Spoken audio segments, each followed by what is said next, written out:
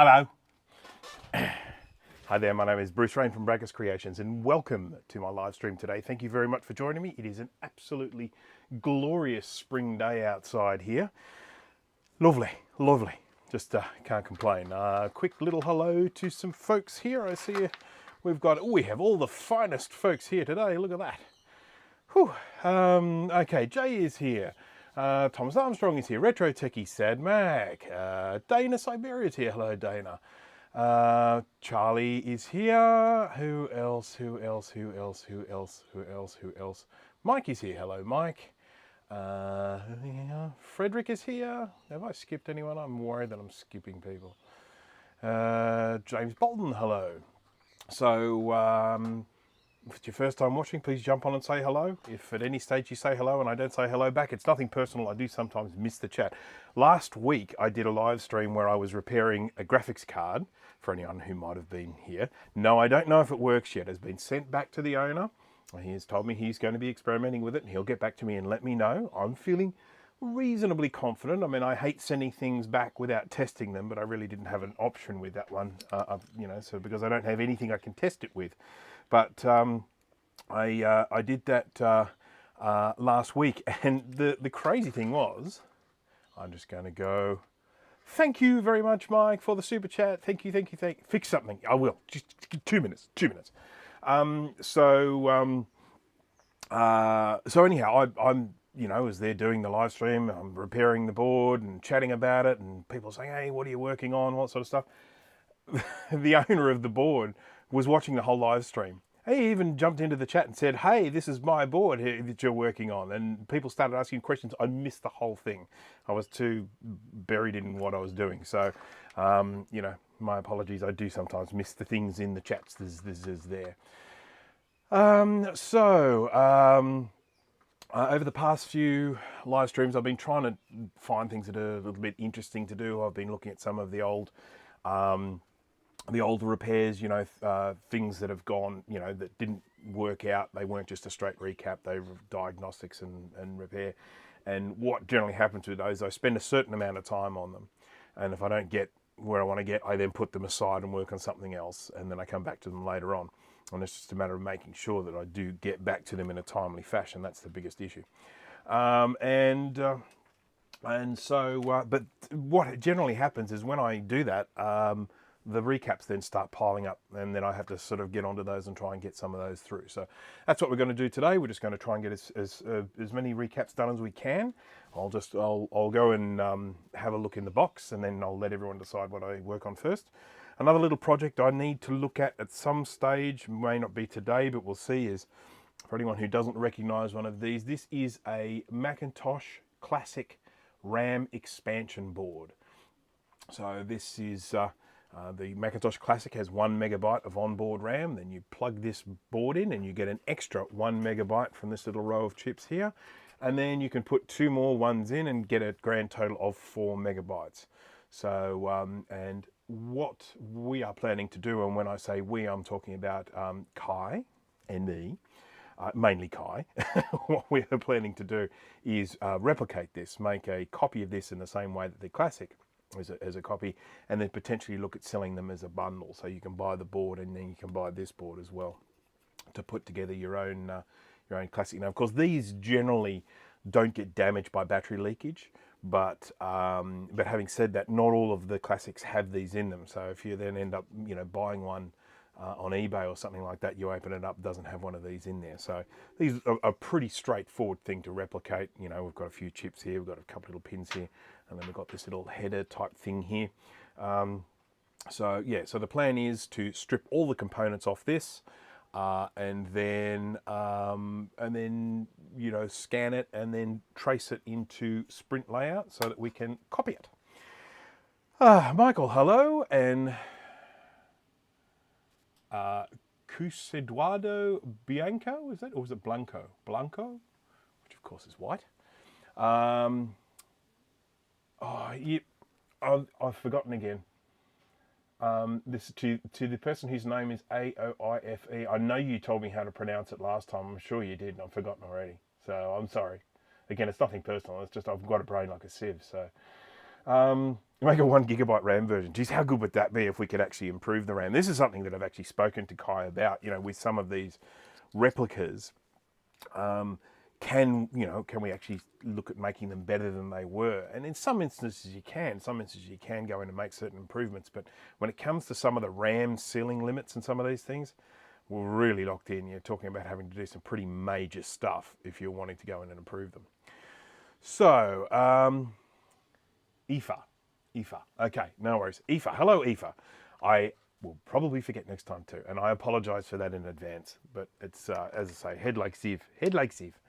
The thing is that there's a limited amount of space in here, and it's holding a lot of information already. And when new information goes in, something old drops off the back. So, it's just that whole thing of cramming it all into the space in there. I want to have a really quick little shout out to Grudy, Greg Rutke from Rutke Mods. A couple of things about him. First of all, he has been on a bit of a sabbatical. He's been taking time off his YouTubing and all that. He appeared on the Mac Yak show the day before yesterday and essentially announced his return. He's coming back. He's going to start doing some more YouTubing and all that, which is great to hear. Hopefully you can get some more exciting content coming up. But also shout out to him who he was in a bit of a nasty motor vehicle accident. He's fine, he's okay, and we're all very, very glad about that. But I just wanted to say a little shout out. There's a very good chance he might even be live streaming at the same time as I am. But anyhow, shout out to Grudy. So hope he's all better soon. And what else? I also need to have a little shout out. I absolutely ballsed this up last time. I need to say a huge thank you to Andrew Bunteen, who contacted me. Andrew, hello. Sorry, I couldn't remember your name last time, but that again, we've just discussed that problem. He basically contacted me and he told me about these vintage parts that he had salvaged. It was essentially a graphics card, a NuBus graphics card, and a couple of other bits and pieces, and just asked if I wanted them and sent them to me. And so a huge thank you to Andrew for sending me those bits. The graphics card is a beauty. I talked about it last time. It's floating around here somewhere. It's a Macintosh display card, 824 GC. And it's got a driver, so it's got, when you load the driver up, it's got acceleration. And I haven't decided when I'm going to put it in yet. I can't go in my 2CI because my 2CI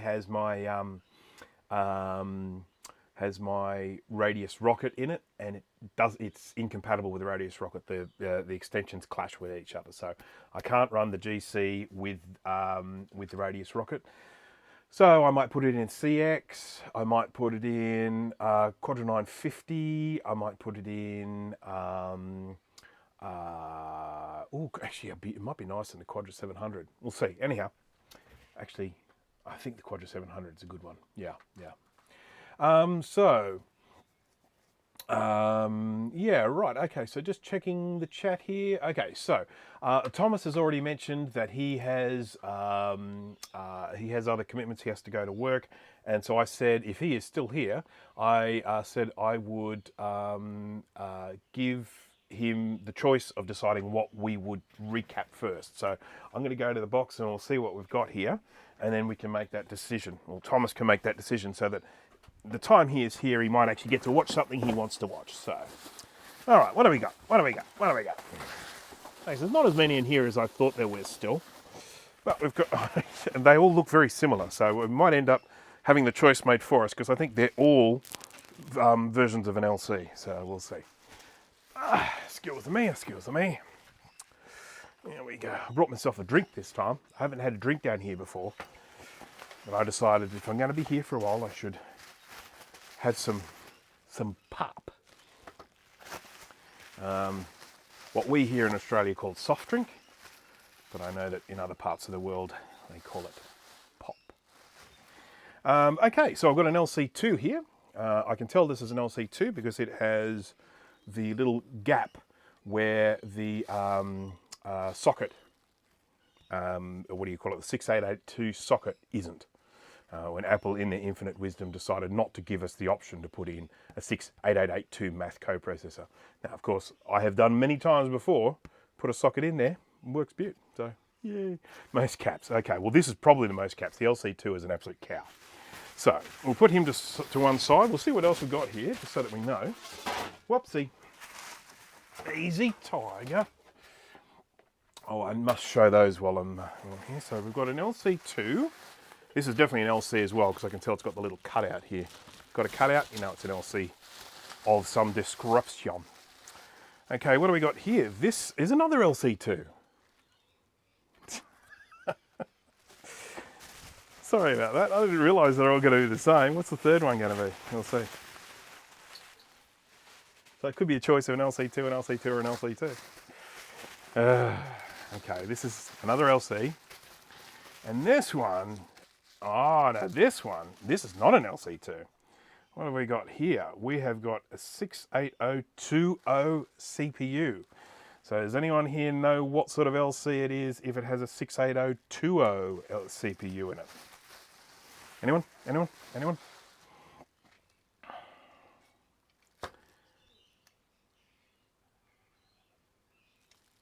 Oh, no pizza in the live stream. What's going on, Dana? Can't have that. Oh, Steve's here. Hello, Steve. Fresh. Okay, so we've got an LC2, an LC2, or an LC. So, which one would you like me to do, Thomas? Essentially an LC or an LC2. Your choice. I do have some other things that I could do, but you know, I need to get through these recaps, so just got to do them. Just got to do them. LC2. All right, so the LC goes back into the bag, and we will start on one of these LC2s. All these boards belong to one of my regular customers. Shout out to Max. Just very quickly, I wanted to mention these. I know I have mentioned these before, but this gives me an opportunity to show these in all their glory. This is a Macintosh SE30, isn't it? Yummy. I have got 4 16s here and 4, I think they're 2s. So, so whatever that gives me, you know, 32, hang on, 16, hang on, 64 plus 8, 72, something like that. That's how much RAM this has, approximately. Because these have the plastic RAM holders, they snap. And so I have 3D printed these little things. They're a little clip that just clips down over the side. I should probably get a top view for this, shouldn't I? Let's top view. Shall we top view? Top view. Here we go. Okay, so here's top view. So I've got these little clips, and they just slide over, and they just hold that's the ROM sim there in place. But in the instance of these RAM sims, same thing there. They just slide over the top, and they just hold these up when you lose the clips. So I will be making these available. There are more than one type, unfortunately. A lot of these SE30s had different holders on them. And so I'm probably going to have to release all the different types that I have, and probably a few variations, because sometimes you need a slightly different clip depending on how thick the RAM sim is. But that's there. I just thought I would show that. And quick mention, this is the very first recapping job I ever did. And I made an absolute mess of it, so I had to come back and fix it up later on. And this is why you see some green stuff around here, a little bit of solder mask from where I botched it the first time. But, you know, that's many years ago. This is the computer that got me onto the recapping journey. I got hold of this computer, I traded it for some cards. And as in, I don't mean playing cards, I mean some CPU daughter cards for some of the 604 computers and some RAM. And I gave it to, what's his name? Just trying to remember his name. Anyhow, doesn't matter. So I did a trade, got the SE30, brought it home, was going to do a quick little YouTube video on it. This is years ago, by the way. Quick little YouTube video.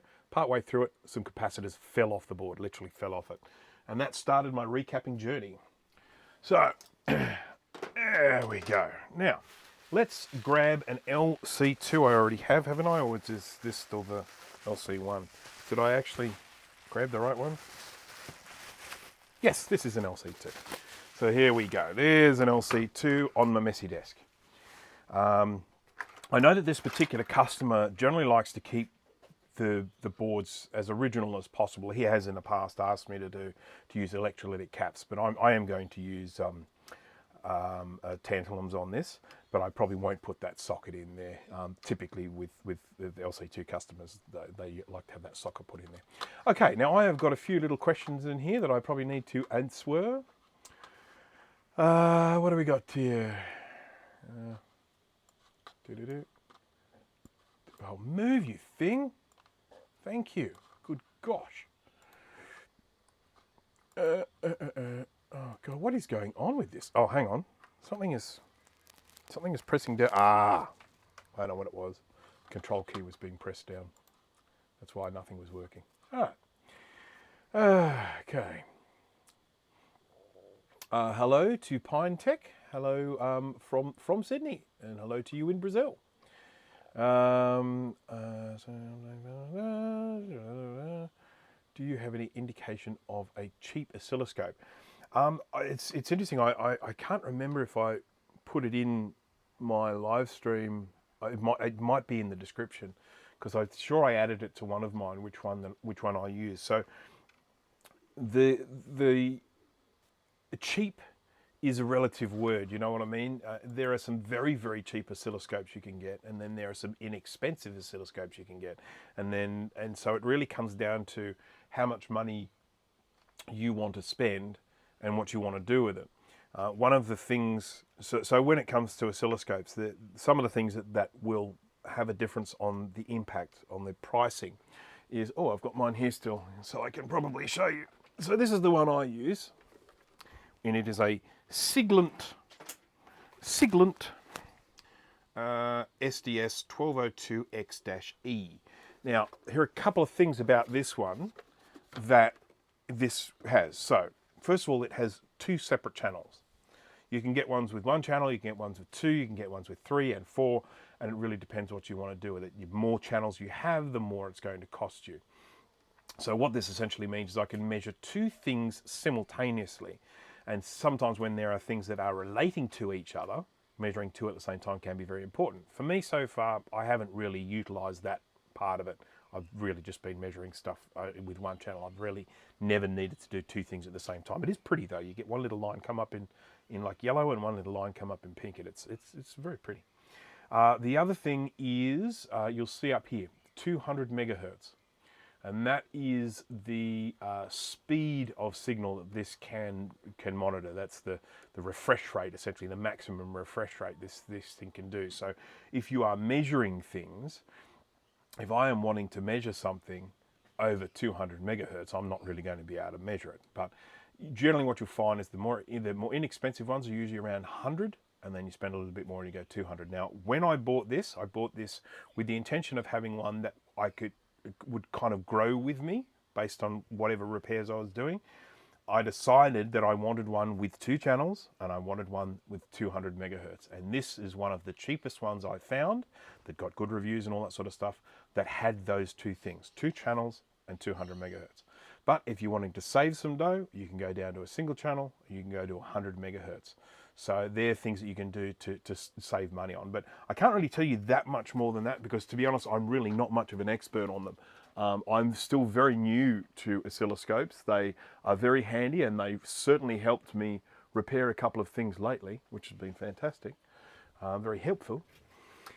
But yeah, good night. Who's saying good night? Who's off? Good night. Well, Raphael, if you are just saying good night, good night. Okay, Steve, see ya. There is a link to one in your description yet. Okay, so that'll be a link to that one. So that's good. Fresh. Okay, so first thing I need to do with this, because I haven't entered into my repair software, is I need to take a couple of photographs. I'll go to one clicker here. Click. And then I generally take photos of whatever is included. A click. And I also take a photo of the serial number. Serial. Because I can actually scan this in using a barcode scanner. we go. So, save image. There we go. Right, so I've got those 3 pics of this particular board here. They just make sure that so let me give you an example. Let's say I go and recap this and I'm ready to send it back to the customer, and I look here and I see there's no battery cover. Did I lose that battery cover, or did it come to me without a battery cover? That's why I take those photos. So I've got those photos as a record of what this looked like when it arrived. So now I need to just quickly enter it into my repair software because it needs to be in the system. Yes, it does. I made my own little sort of job tracking software because, you know, I'm a web developer. It's my day job. It's been a very, very handy thing to have. Boy, there's a lot of sirens going on out there at the moment. I wonder what's happening. Yeah, that's him. And what model is this? This is an LC2. I have in my job tracking software here every single model of vintage Mac ever made. Macintosh LC, March 1992. Received. I can't remember the date I received it, so I'll just put in today. I'll change that later. And I'll say it is a recapping job. Product serial number. Wow, geez, listen to those sirens go. Someone's into trouble.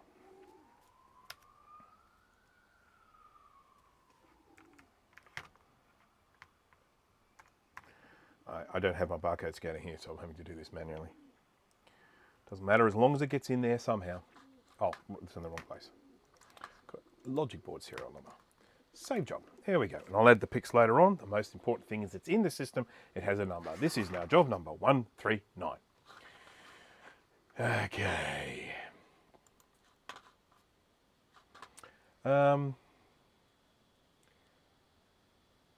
Job tracking software in HyperCard. Oh, it'd be good. I tell you what, though, the computer I have down here doesn't run HyperCard. It needs to be able to do my live streams, and I can't do a live stream on a computer that can also run HyperCard. So, I mean, I suppose I could emulate, couldn't I? Right, okay, so part of this whole thing about it having a job number now is I can get one of these little Ziploc bags, like so, and I can get a little bit of a pen here, and I can write down the number. I can say job number 139, and then I can grab these bits here.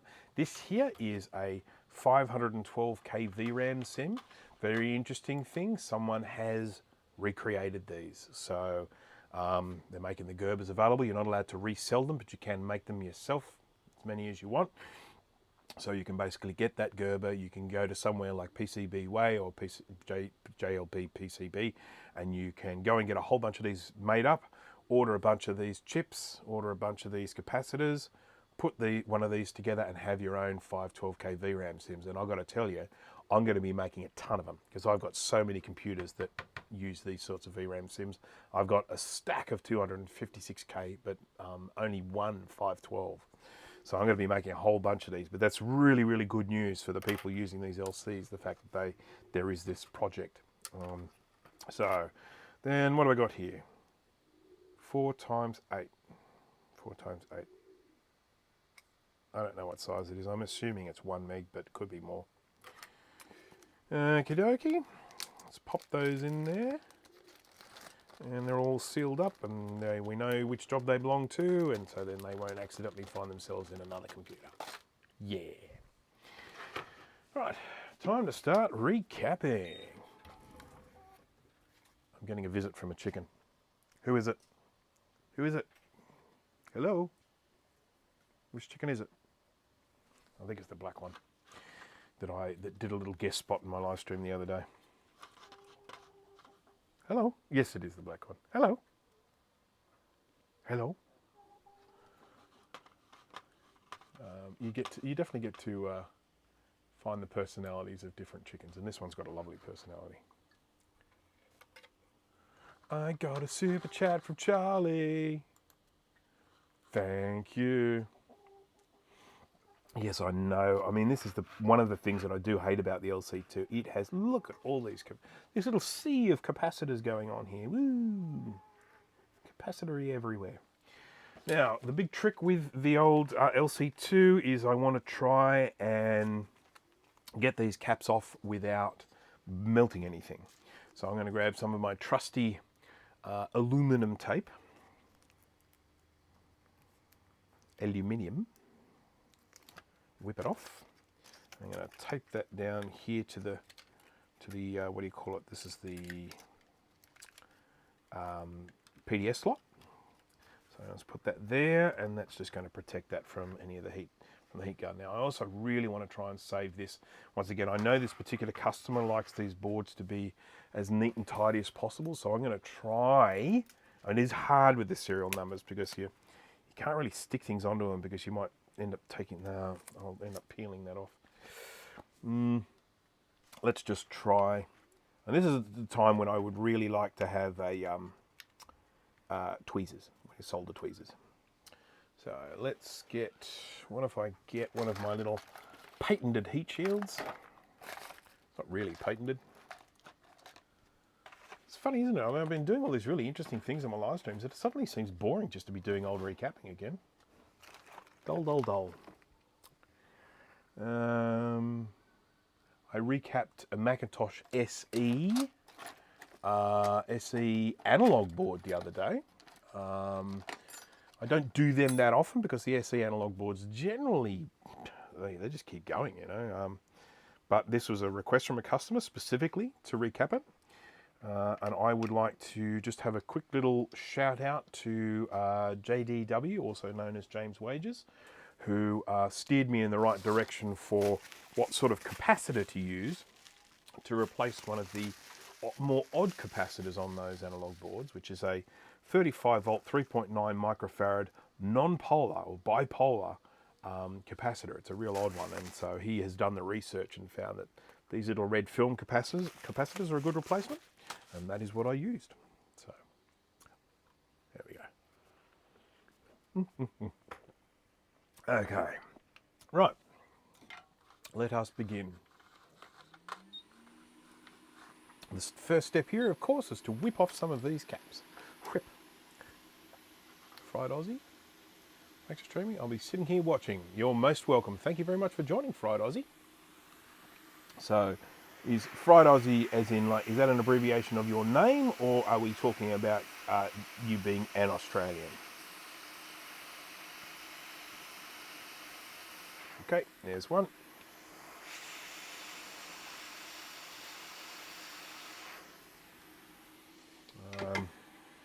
I did so a friend of mine, he just recently bought himself a soldering iron with some solder tweezers, and he's been experimenting using with solder tweezers. And I have to admit, I'm a little bit jealous being able to get in there with solder tweezers. One thing I would say is if I was using solder tweezers is I would probably, with these old computers, get some fresh solder onto the pads first. When you look at something like this here, when you look at how crusty that is, when you put heat to it, it's really hard to get that solder to do what you want. So what I would probably be more inclined to do if I was using solder tweezers, and I'm not, but if I was, I would probably get in here and I would add some fresh solder to this first.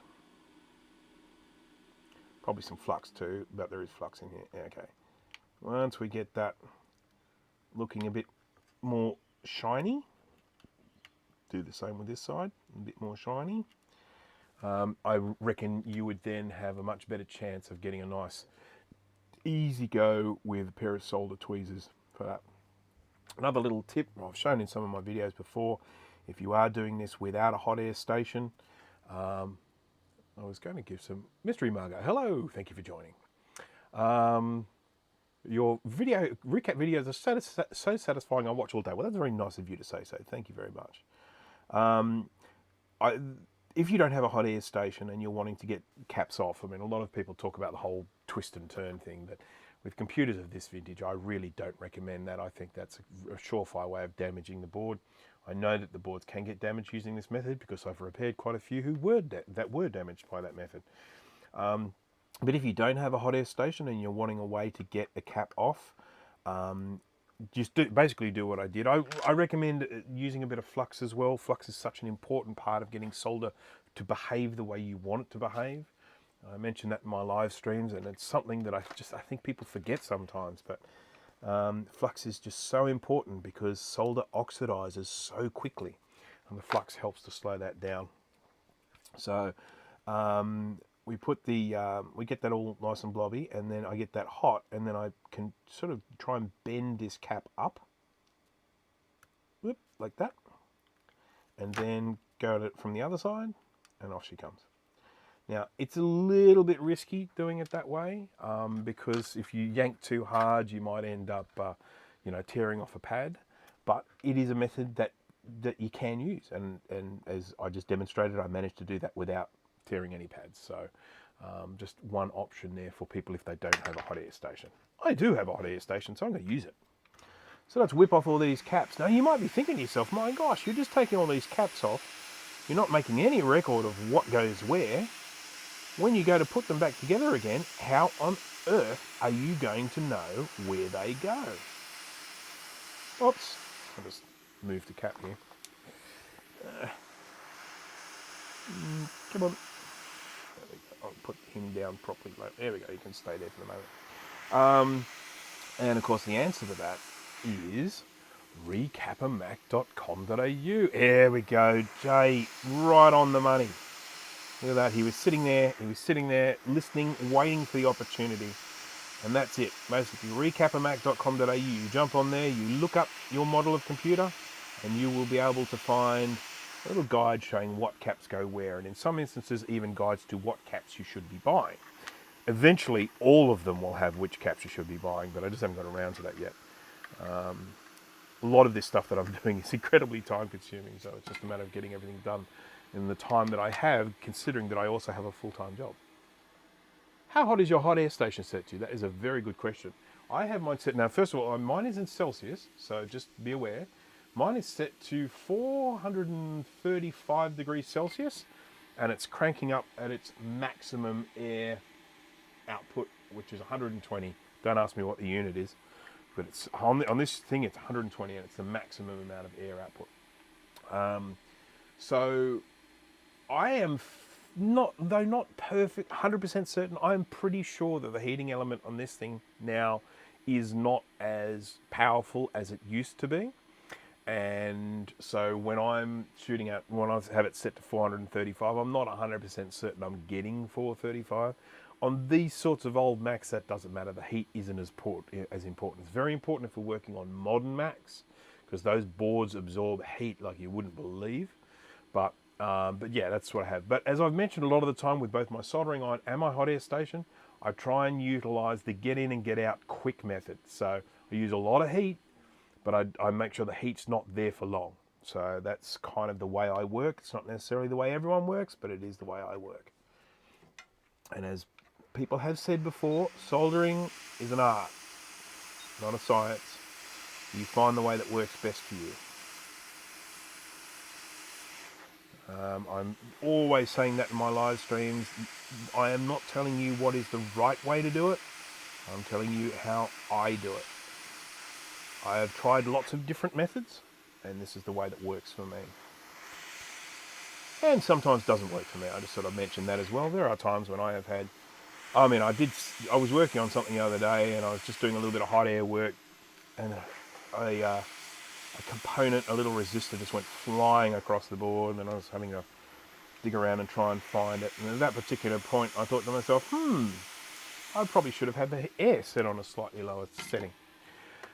Hello to Dana from Dana Does Stuff. Welcome. Thank you very much for joining. I do appreciate it. Dave is here. Hello, Dave. Thank you for joining. What do we got here? I'm just checking. Doing some sewing.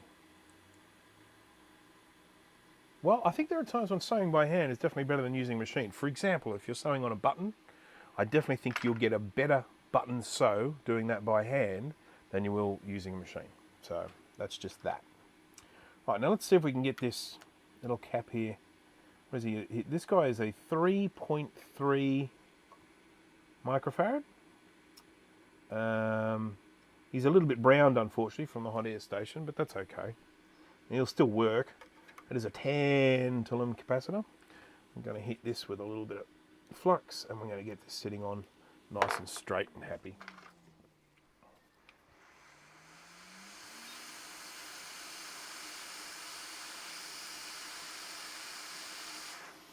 I'm almost certain I don't have any spares of 3.3, otherwise I'd probably put a new one on there that wasn't brown. But I'll have a look.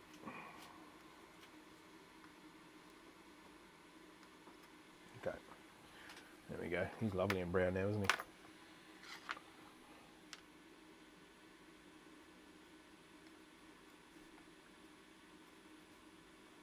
Is it flush, you thing?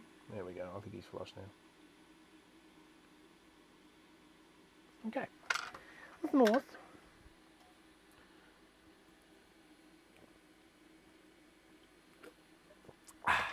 Fresh. It's not a shattered tantalum, it's just got hairs on it.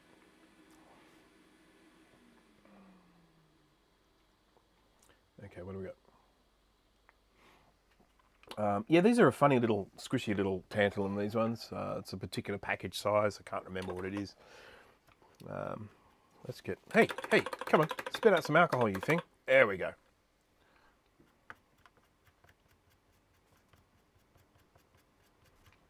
But I will just have a look and see if I've got any of those, because if I do have a non-brown one, I'll put it on. But as I say, I don't think I do have a 3.3. Crikey. Where are the other tants? Is that my second back? Yeah, that's my second container of tants. Yeah, here we go. So, what have I got? I've got 4.7. Oh, I've got a 3.316. That's going to be what it is, surely. Let's have a look. Oh, don't you fall down. You're likely to spill everything everywhere.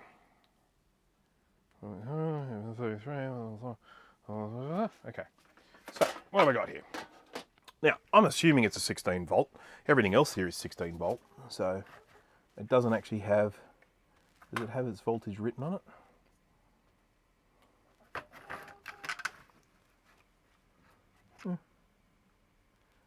No, it does not. But I would be willing to wager it's a 16 volt. Would you wager your life? No, but I wager the computer's life. So let's have a look, see here.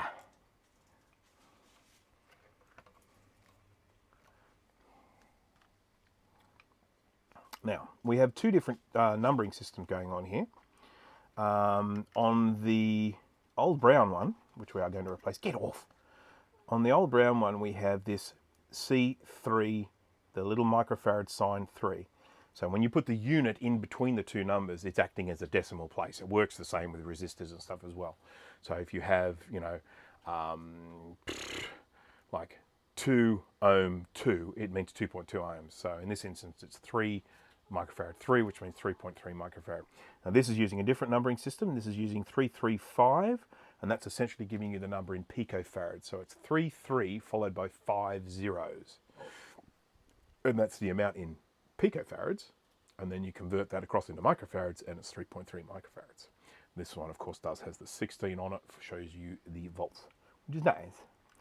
Right, so I reckon I can whip off this aluminum foil now, because I don't think I'm going to be... I just realised that I was just about to use the hot air station again. Let's see if we can do this without the hot air. Could I get this thing hot enough so it'll come off on both sides? What do you reckon? Yes, I can. Goodbye, old cap. Oh yes, I should put the little information up here, shouldn't I? Let me just go here. This is Thomas Armstrong's decision to do an LC2. So, Mac LC2. Oops, I have caps on. Mac LC2 recapping. I've got 2 LC2s here at the moment, but we're just going to do the one for now. Sean, hello. I read your thing in and didn't even notice who it came from. So thank you very much for joining, Sean. I do appreciate it. Where are we? We are about to take some of this old solder off the board so that I can put this new one on. So this is not something I actually intentionally recapped. It's just when I removed the old caps, the old one got really, really brown and ugly. So I'm putting a new one on there. so that it doesn't look awful. Oh God, I've got to clean these tweezers. Hang on. A little bit of alcohol and a little poke in there. Neil is here. LC3, just did LC power supply today. So it is a 2. This is an LC2, not the 3. The LC2 just cops a lot of criticism, I tell you, because it really was a massively budget computer. Where's Mike? I bet you Mike hates them. Mike, do you hate the LC2? Mike from Mac Shack. Mike's Mac Shack. He's got some strong opinions on various computers. He'll let you know if he doesn't think Apple, made a home run with a particular model. And Apple's Anonymous, hello. Thank you very much for joining. I don't know how much of this I'm going to get through today. I've got some other recaps that I did recently where I've had some problems with them, so I need to go in and investigate those. I've got one customer here with a whole bunch of boards, and I'd like to be able to wrap that whole thing up. I had one customer send me, I don't know, 13 boards or something like that in one go. I finished that the other day. It's all boxed up and ready to go. It's going to get picked up next week. Very satisfying when you get that done.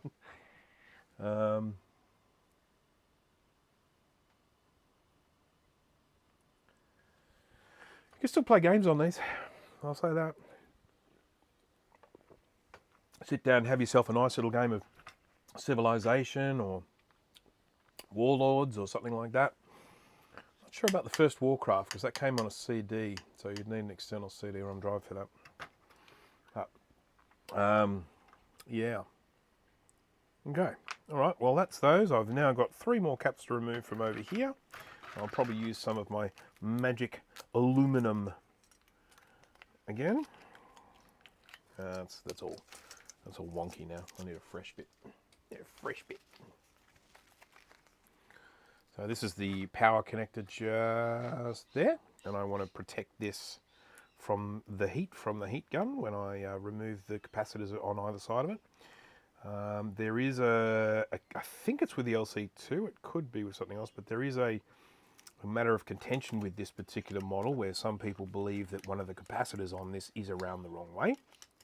I am not one of the people that believes it's around the wrong way, but a lot of people do, and they think that capacitor should be around the other way.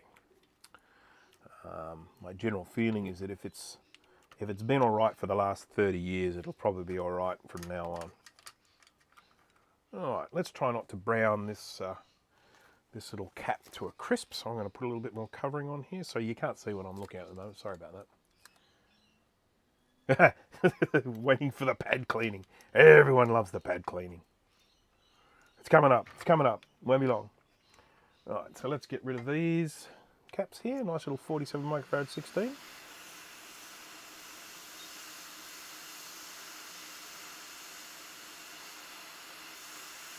And any minute now.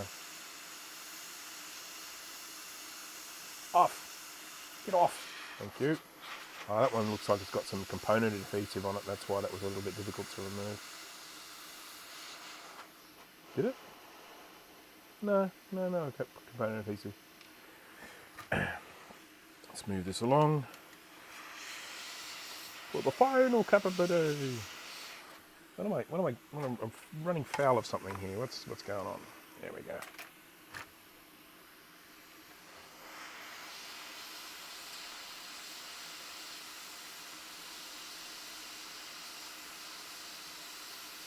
Hey, and we got a popper. We got ourselves a popper. Everybody hide, take cover. Right, to get rid of these caps, they're blazingly hot when they come off the board, so I have to just move them in a way that I don't burn myself. Bob Hunkins, hello. Thank you for joining. Jesse Stevens, hello. An amazing job, particularly curly LC575. I'm going to quickly bring up a photo of your 575, just for me to look at, Jesse, because I'm I just want to make sure it is the one that I'm thinking it is. Wow, what on earth? Oh, I know what's going on. Sorry. Ice cream truck's coming. So this is the one, I'm sure it was the, that was the one with the EEPROM chip, wasn't it? The CUDA, yeah, it was the CUDA chip. That's right. Yeah, that was the one I was thinking of. Yeah, so that was an interesting one. The good old, or bad old CUDA chip. I'm actually about to order a whole bunch of those CUDA chips because I think I've got a stack more of those boards with the same problem. It just seems to be a very common fault on those. Certainly now, more than I think it probably was in the past, but something impacting them these days. Something to do with the age, who knows? All right, pad cleaning time. I've turned on my fume extractor for my health. Got to stay healthy.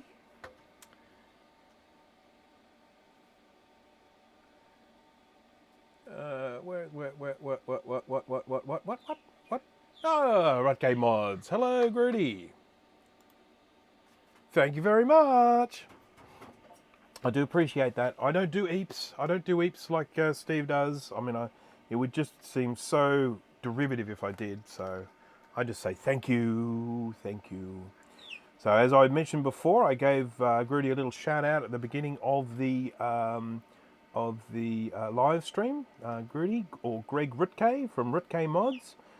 He has been having a little bit of quiet time from the YouTubing lately, and he is going to be getting back into it full swing. Well, I don't know about full swing, but certainly more than he has been, let's hope anyway. And also, obviously making mention that Grudy had he did himself a bit of a mischief in his motor vehicle. We are all very, very thankful that he is okay. Not so much for the car though, unfortunately. But thank you very much for joining, Grudy. I do appreciate it. You'll see that not a lot's changed around this part of the world. It's just more recapping. I would like to think that I'm getting better at it, but who knows. I should also have a huge shout out to everyone. I just noticed today that I'm at 19.5 subs. I just cracked the 19.5, I think, overnight. It's just a ridiculous number, and I thank everyone who has subscribed. I do appreciate it. I am trying to think up some sort of 20k giveaway, but of course, whatever I give away, it has to be something that can be posted overseas reasonably inexpensively, because I know that most of my viewers are from overseas, so I don't want to have something. I mean, I've got a Macintosh 2 VI, and it was always my plan to restore that, recap it, make it all pretty and beautiful, and then give that away. But I mean, 2 VI, I mean, what's it going to cost to send that overseas? Crikey. So maybe I can do clink clanks. Yeah, that's a very hard one to replicate. Oh, I've got a cap stuck on the end of my flux here.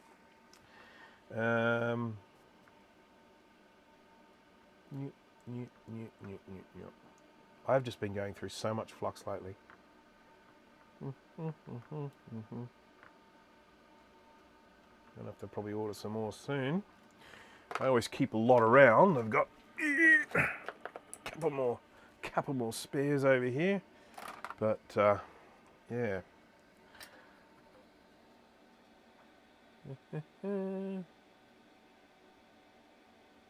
Just got to check all this stuff. Delta Gen 4? Is it 4? So 442? So, sorry. There's a bit of grit on my screen. Let's move that grit. There we go. You're doing a 20k party. I should do something like that.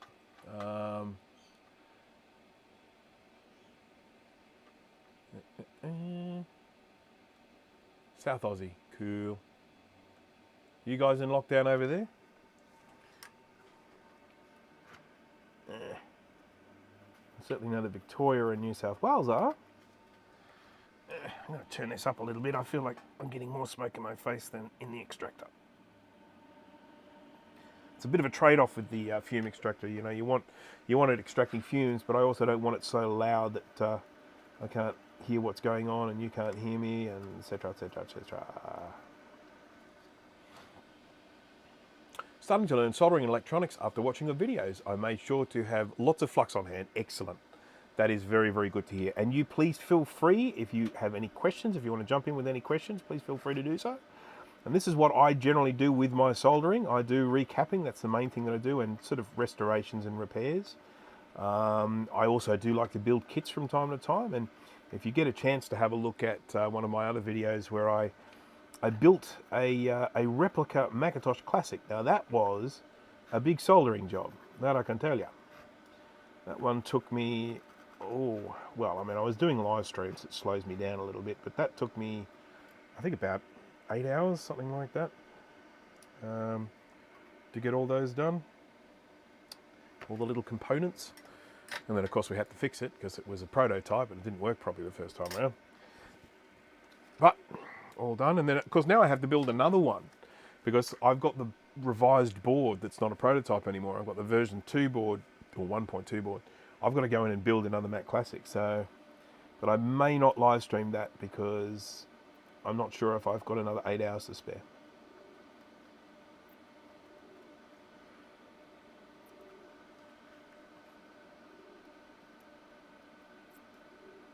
I have to admit, one thing that I really do want to start doing that I don't do, I do soldering, but I would love to learn how to weld. I've got a few friends that weld, so I might see if they want to teach me.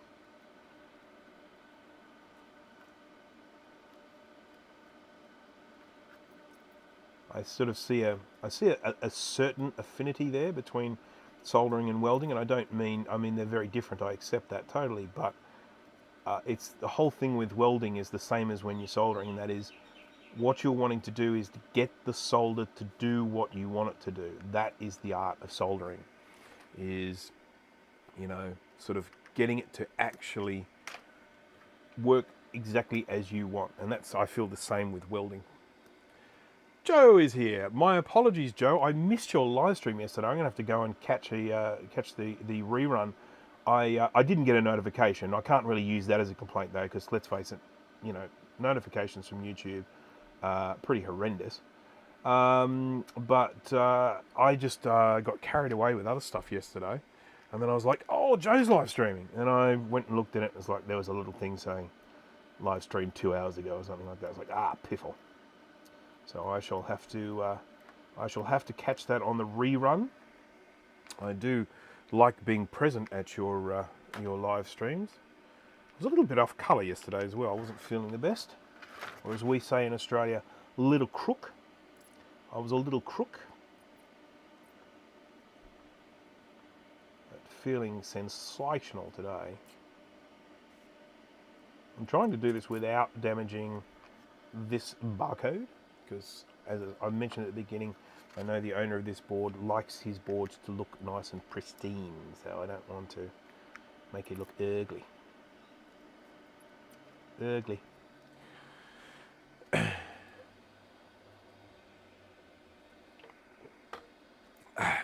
Oh, I got a thumbs down. I haven't had one of those in a while. Haven't had myself a nice little thumbs down in quite some time. And of course that always disappoints me, because it means whoever it is who doesn't like me is not turning up. But if they're actually motivated to turn up and press the thumbs down, that is awesome. That just shows how much I'm getting under that person's skin. Really have to be proud of that.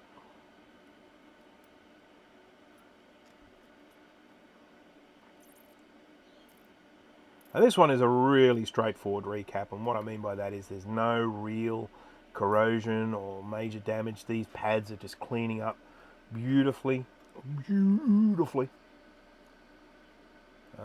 We end up with lovely kind of rectangular clear pads where the whole pad is ready to accept solder. So it's a good one. It's a good one. You know what we haven't had all live stream? So far we haven't had a single one of these. Smash that like button. It always, when I do that, it always defaults to come back to this view, so I've got to change back into this view.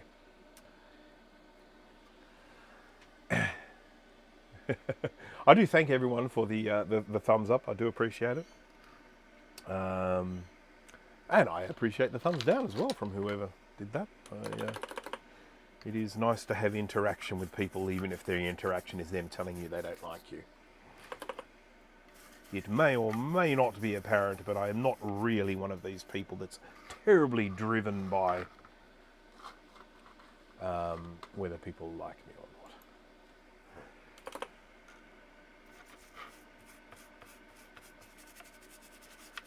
not. Okay, just going to clean up some of the excess flux before I start putting the new caps on. It's just a nice thing to do. Using a toothbrush here. This is not the toothbrush I use for cleaning my teeth.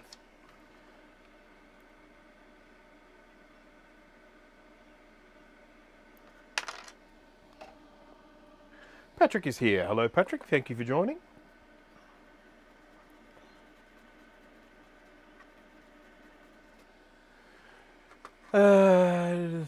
Like the smash button.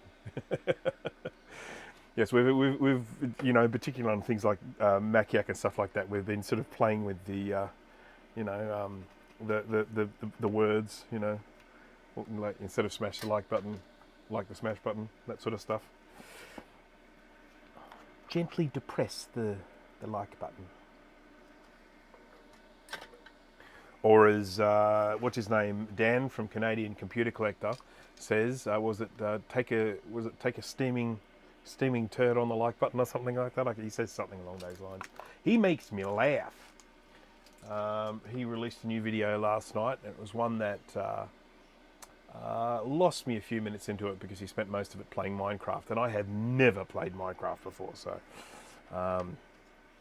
I enjoy the video, and I always enjoy his banter and his funnies, but yeah, I'm not what you would consider a Minecraft fan.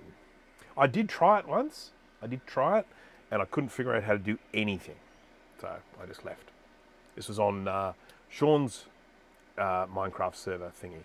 Sean from Action Retro.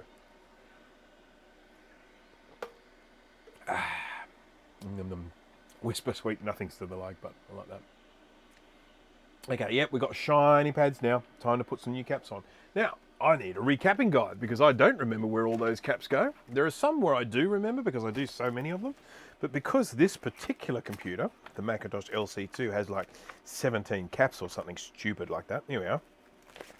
It has... yeah, 17. Well, at least I remembered that number correctly. So, this is a really crap guide. This is one of my really early revisions. I need to redo this. I mean, reprint it. I've got a better one on the website, but the one I have in my little folder here is garbage. Or as an American would say, trash.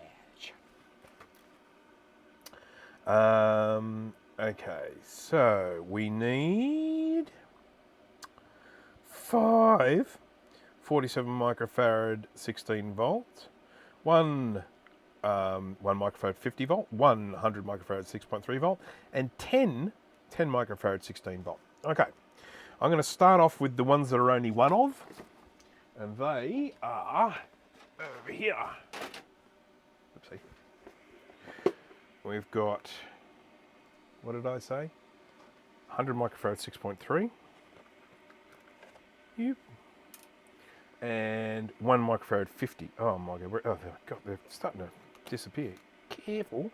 Easy, Tiger. There we go. Let's do those two first. I have recently started using slightly smaller capacitors on some of these to replace some of these caps. It is purely convenience based. That's this one here. So let's just get some flux over here. This will of course all go into an ultrasonic cleaner at the end of this, so I'm not too fussed about all this flux getting everywhere, and I don't care about all this gunge and scunge and all this sort of rotten stuff here. Really don't mind at all. Hammer on the like button. Okay, now this is the tricky one because this is right next to the headphone socket.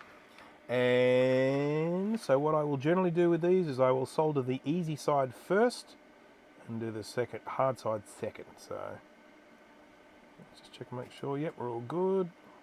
So this is the easy side. Easy, easy. I want to make sure it's straight. Give that a push down. Now what I need to do is I need to get some solder into there. Now, how do I do that without melting this plastic thing? I need to use a curved conical soldering iron tip. Yep, sirree, yep, sirree. Curved and conical. All these different tips have different uses. I know that Jay has a bit of an issue with conical tips, but I will say that the curved conical tip is probably my second most used tip. I like it with a curve on it because we get this nice big flat bit on the edge there for getting heat where we need. But this also allows me to curl around and get into little nooks and crannies like that. So we're going to try and squeeze into there. I'm just going to get some solder onto the tip. And then I probably need to come at it from this sort of angle.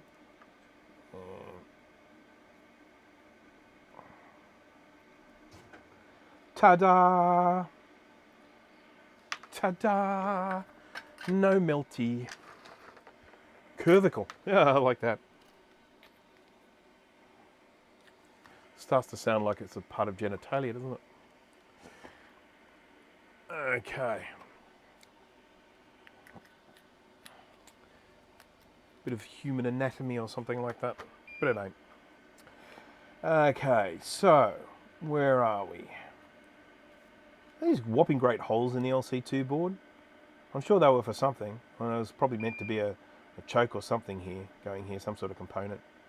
As you can see, there's this whopping great hole here and a whopping great hole there, and I assume they were meant to be like little plastic bits that went through there. But yeah, it's just a nothing. There's nothing there. Now, which one is the headphone socket? And which one is the microphone socket? So I'm going to guess that this is the headphone socket here. The trick with these headphone sockets is they have a switch in them. So that when you put a headphone in there, which I don't have, but I'll tell you what, we might be able to just use a bit of a Q-tip. We might be able to demonstrate this. So I'm going to shove this inside there. I don't know, it's probably not thick enough.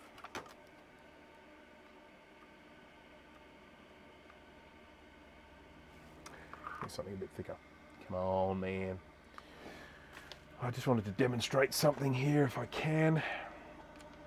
This probably ain't going to work, but we'll try. Nah. I'm failing here dismally. I want to demonstrate something and I can't because I haven't got things here. Nothing.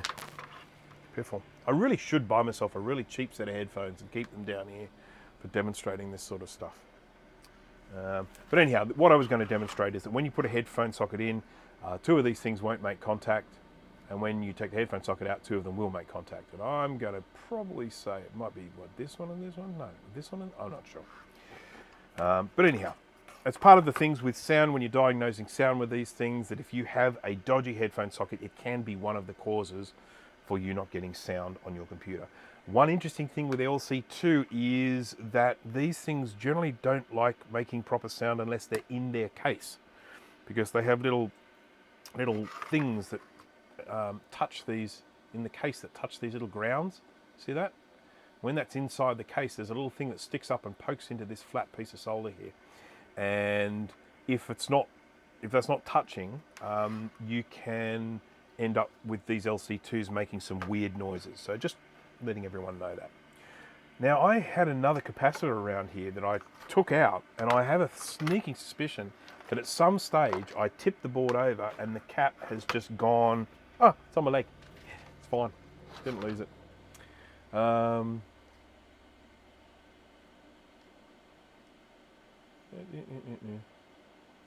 Is the headphone jack SMD or through hole? It is through hole. Sorry, we just demonstrated that. We're not showing it there. Yep.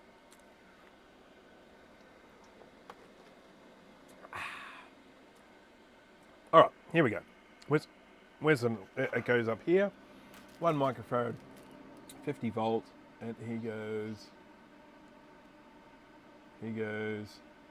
just goes.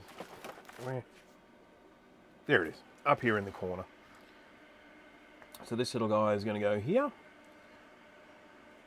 Get some flux on there.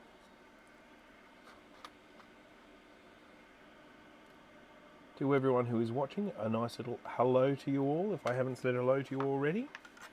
If you are a latecomer, we are working on an LC2 logic board here, and we are recapping it, replacing the old leaky electrolytic caps with some nice fresh new tantalums that will not leak in the future. And of course, we're going to make it look as nice as possible as well, because that's what we do here. Capacitors. So in the past, I would have used a larger capacitor, same rating and everything, same voltage, same capacitance, but larger physical package size. I would have in the past used a larger one, but I've just found using these smaller ones a little bit more convenient for the recapping process. There we go. There we go. Steve is back. Welcome back, Steve. Steve released a video. When was it? Last night in my time, so I guess probably this morning in his time. I'm going to put some gloves on because my fingers are starting to get sticky and that really annoys me. Steve went to VCF Midwest last weekend, and sounds like he had a pretty awesome time, and he has released a video of his travels. I have not had a chance to watch it yet. I started watching, but it's a 30-minute video, I think, and I did not have 30 minutes spare this morning because I had to get this happening. Hello to Canadian Computer Collector. Hello to Dan. Thank you very much for joining. Little shout out. He also released a video.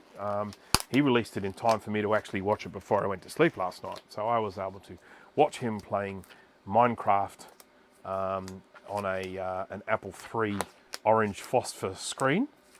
But as I did mention just a little bit before, I am not much of a Minecraft person, so a little bit limited to what I was able to absorb from that video, because I've only ever played Minecraft once, and I wouldn't really consider it playing it.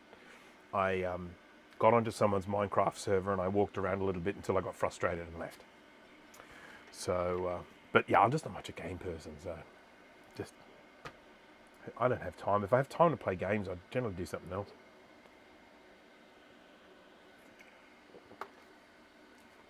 Back to the restorations this coming week. Awesome. Awesome.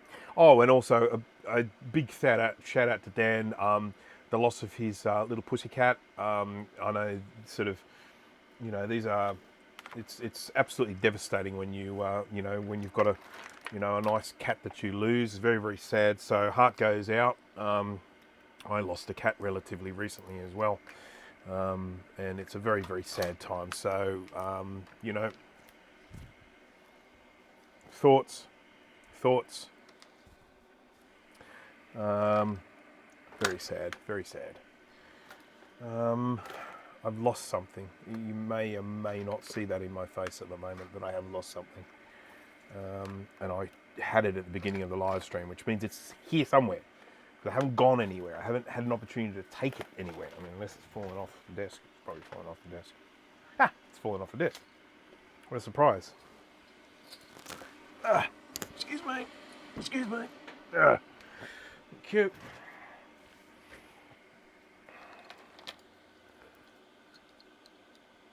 He was part of the channel from the very beginning. Oh, that's sad. Oh, Patrick. Super chat from Patrick.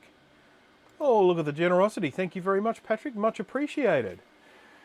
Yeah, I like to try and keep as many of these things going as I possibly can. I mean, it is the goal. It's the goal to keep these things moving, and keep them, keep it so that generations in the future can see what it was like to use a computer back in those days. I love to fire these things up, I tell you. I mean, I just,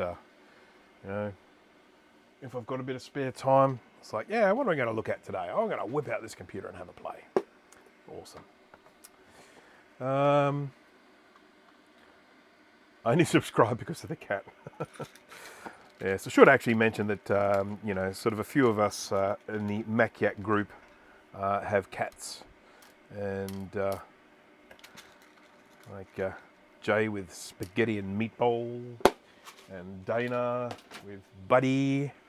And then, of course, I've got the cats that occasionally appear in my live streams as well. I've got little Snowy and Cloudy. Usually Snowy. She's usually the one that appears in the live streams.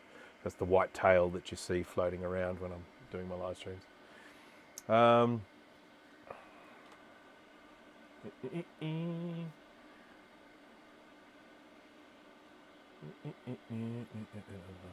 Now, I still haven't received that board from you, Dan. There is a board coming all the way from Canada, the home of what's that woman's name? Does that awful song? Yeah. Well, home of maple syrup. How about that? Okay, so.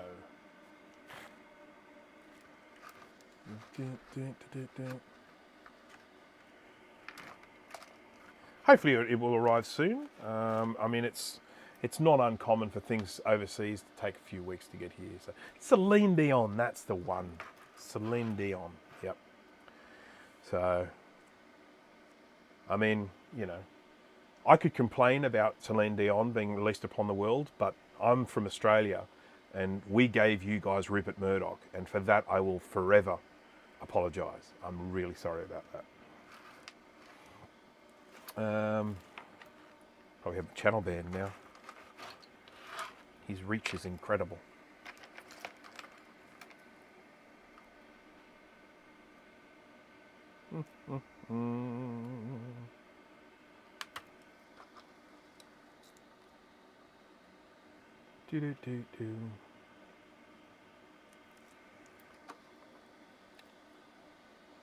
Just common maple syrup in the US. It's fake. Oh dear. Well, I tell you what, the maple syrup that I buy, I always make sure it has on the outside of it, you know, that it is genuine maple syrup from the maple tree, Canadian maple syrup. The one, I think the brand I buy is Camp. Camp.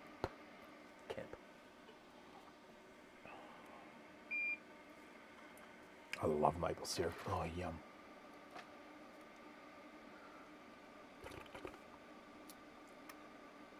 With some fava beans and a nice Chianti.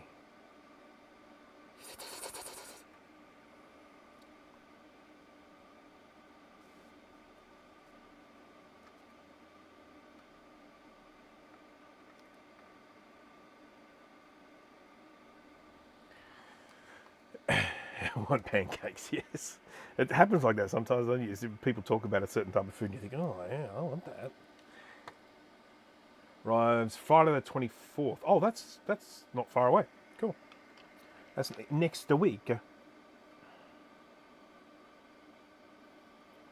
be good if it arrived in time for next week. Now, here's a question for you. Dan, you tell me this, what you would prefer. Whoopsie. Would you prefer that I worked on that board in a pre-recorded video? Oh, come on, you stupid thing. Stay straight. Stay straight. Okay. Okay. Would you prefer I did that in a live stream, or would you like me to do a pre-recorded video? Yours was pre-recorded, so I sort of feel like I should do a pre-recorded one as well, in honor of your one being pre-recorded.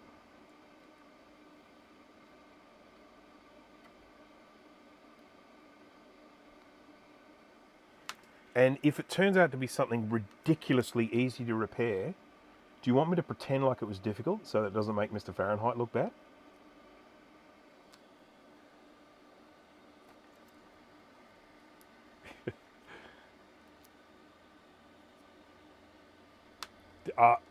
Ezekiel Blah, I know the notification, who knows how to get the notifications to work properly? I mean, I don't know. I don't get notifications, other people don't get notifications, it's just how it is. I almost always announce that I'm live streaming on my Brankus Creations Facebook page. So if you follow that, you might get a Facebook notification when I'm going to do a live stream. That's one option. But not much more I can really say about that.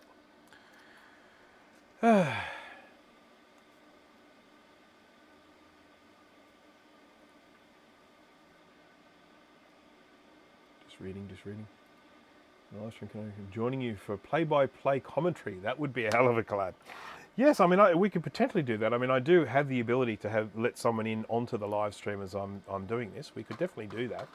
So I don't know what Dan's availability is like, but if he did want to do something like that, we could. It could definitely be arranged. Okay, 47. That's 47. When I'm doing these recaps, what I usually do when there's lots of different types of caps is I put the ones there are fewest of on first, and then that just leaves it so that all the ones that are left are all the same type. In this instance, all the ones that are left are going to be 10 microfarad, 16 volt. A whole bunch of them. I hope I have enough to do all the LCs he sent me, because there are stacks on the LC.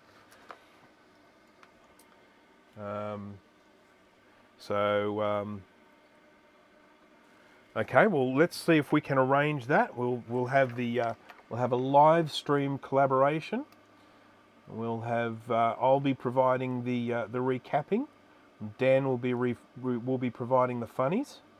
So it'll all depend, of course, on making sure that the thing does arrive in time. And at this stage, that's just conjecture.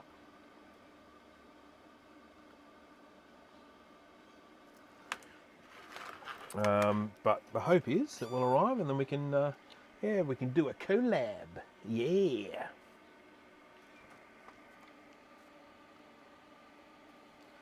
So it is a board that has already been recapped, but it still doesn't work. I've got a reasonable idea of what the problem might be. The main problem that we may encounter is spare parts, but we'll see if it is what I think it is. But we'll see. We will see.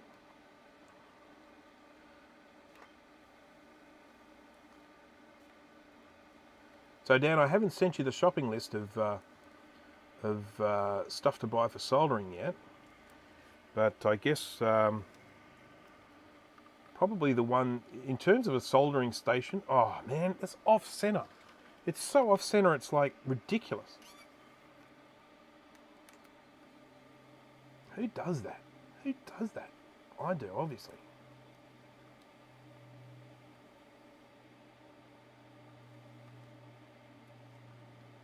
Okay, that looks a little bit better. I do have links to, sort of inexpensive soldering stuff in my in the description, and I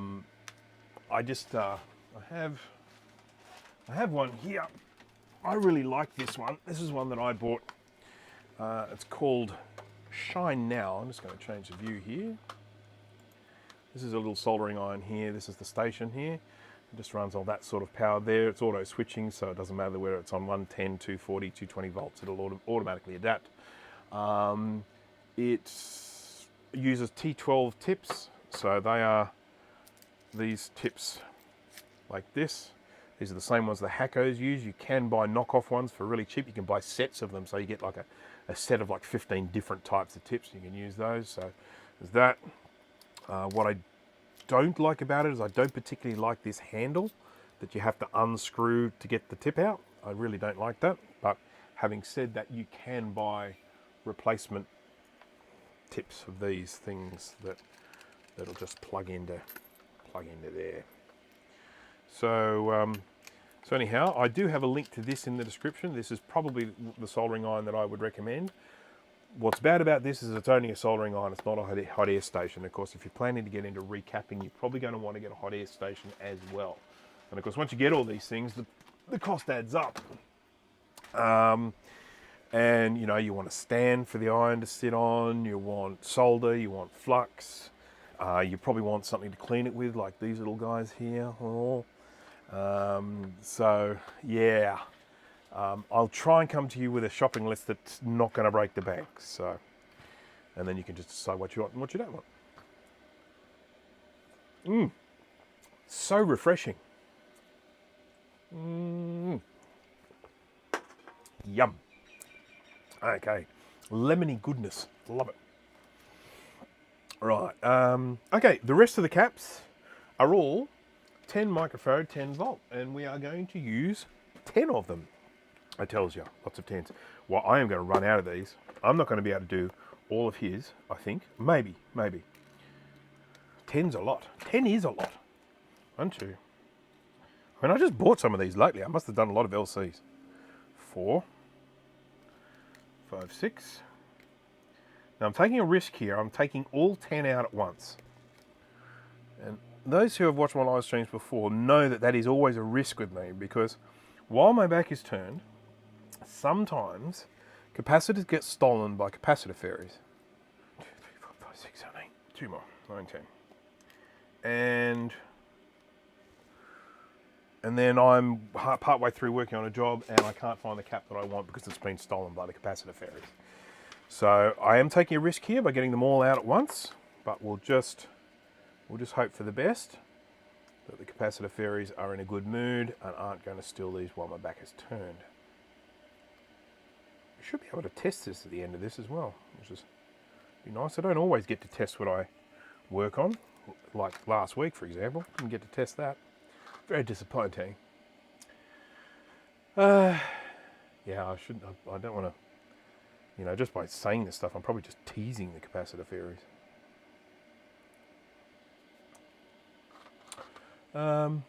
So I'm going to move this out of the way just a little bit, and I'm going to go top view. Here's my camera up there. Hello, camera.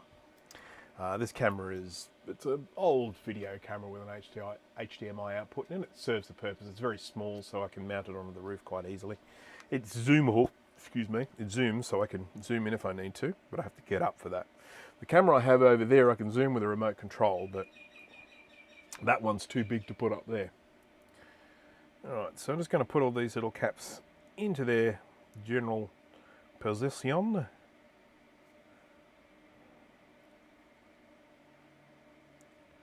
Whee!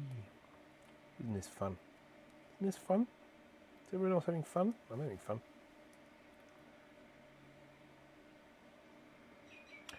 Tantalum capacitors have the stripe on the positive side. That's the confusing thing about that, is that electrolytic capacitors have the stripe on the negative side. And that's basically because some weird geek decided to confuse us all. Now, I don't know who it was, I don't know who's responsible, but I'm just going to say it was someone that just wanted to kind of make things confusing for us. I actually had a tantalum once where the stripe was on the negative side. Go figure that.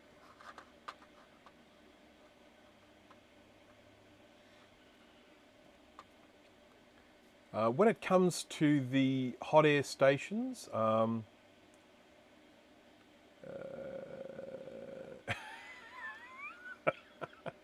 sorry, there's a reference here being made to South Park. What were they the underpants fairies or something like that? Was that it? And they had their plan. Plan 1 was to steal underwear. So step 1 was steal underwear. Step 3 was profit. But there was no step 2. That was a South Park episode, I'm sure. Geez, that was fun. I enjoy that. Yeah, so hot air stations, one of the big differences between them when we're talking about the budget models versus the better ones. The budget models usually have the fan in the handle. So they've got a little fan, a little bulgy round bit in the handle, and that's where the air gets blown from. Whereas the more expensive ones have a fan in the base station. Underpants gnomes, that was it. Yeah, geez, I enjoyed that episode. I used to watch South Park religiously. I tend not to anymore, but back in the early days, boy, oh boy, oh boy. I remember that there were these. What was that? Real Player. Remember Real Player? Does everyone remember that Real Player software? That there used to be Real Player versions of episodes floating around on the interwebs. And just don't like the look of that. I want to check and make sure that's not a trace break. Let's get the beepity beep machine. And I remember watching some of those episodes on this, on these really, really low res real player files. Yep, we're good. Yep, yep, yep, we're all good. It's not a trace break.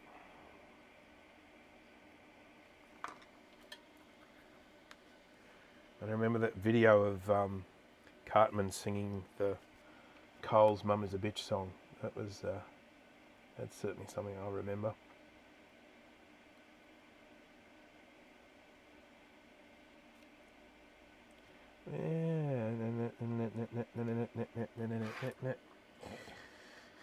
Oh dear.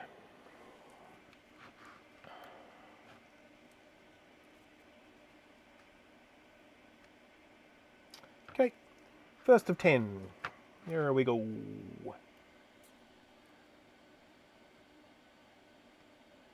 Is playing Minecraft or playing Straight awesome? Have a crap load of old real player files. So, Jay, are you still in the chat? Can you please give me a shout out if you're in the chat, please, sir, kind sir? Could you, please, sir, kind sir? Because I have a question for you, and it's something that you have told me before, but I forget a lot.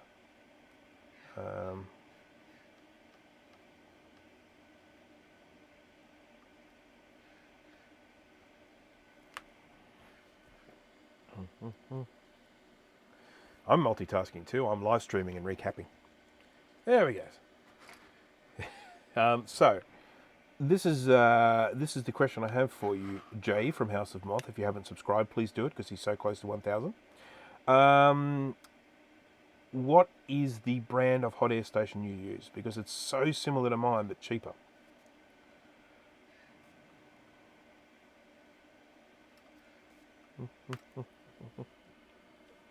And then when you've finished answering that question, can you please tell me which is your favourite Star Wars movie?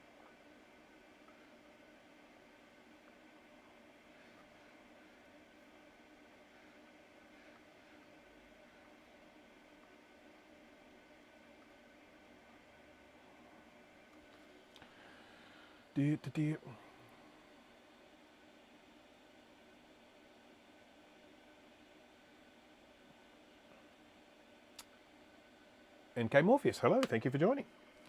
Oopsie.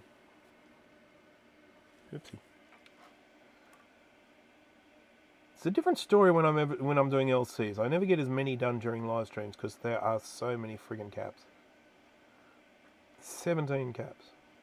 17 caps need to be replaced. I worked on I've got a Macintosh Classic analog board, which we'll see. I might be able to have a look at that. So this came from a customer. I've had it for too long, basically. I really need to get it sorted out. It's an analog board that came to me. The guy tried to recap it himself, and it still doesn't work. So I want to go and have a look at that, see if I can find out. I've been getting lots and lots and lots of people asking, how come I've recapped my classic board and it still doesn't work? And it's not a single answer. The first thing, of course, you need to... Oh, crap, and drop my tweezers. Shall I get my Steve tweezers? These are my Steve tweezers. Oh, hang on, I'm not in microscope view, sorry. These are my Steve tweezers. No offense, Steve. But you've got... It's not the main ones you use, but you have a pair of tweezers that you do pull out sometimes. It is the most mangled, manky pair of tweezers ever.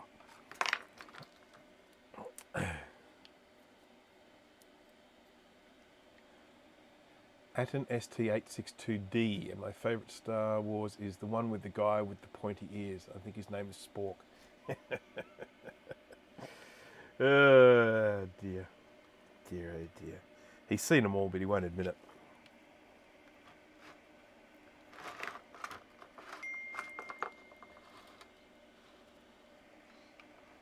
Ba-ba-ba-ba-boom. Ba-ba-ba-ba-boom.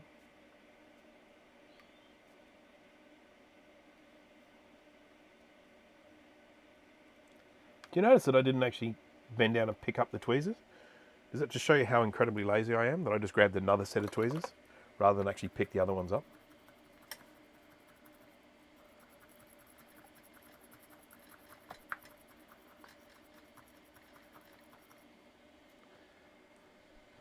Give them the Alec Baldwin answer from Glengarry Glen Ross. But what if I haven't seen that? I can't answer that.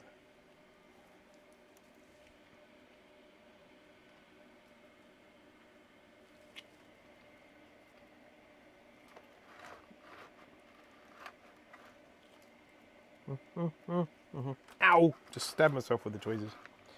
Tweezers have got it in for me today.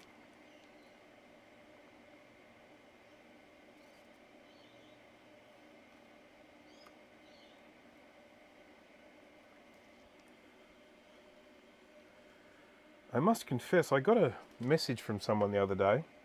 I will not mention their name. And they basically, I don't like the way this trace is exposed here. I might clean this up. I'll do all the others and just come back and do this one. It was, yeah, I need to do that one too. Okay, so we're going to clean these ones up. Contacted me, sent me a message, okay? So actually sent me a message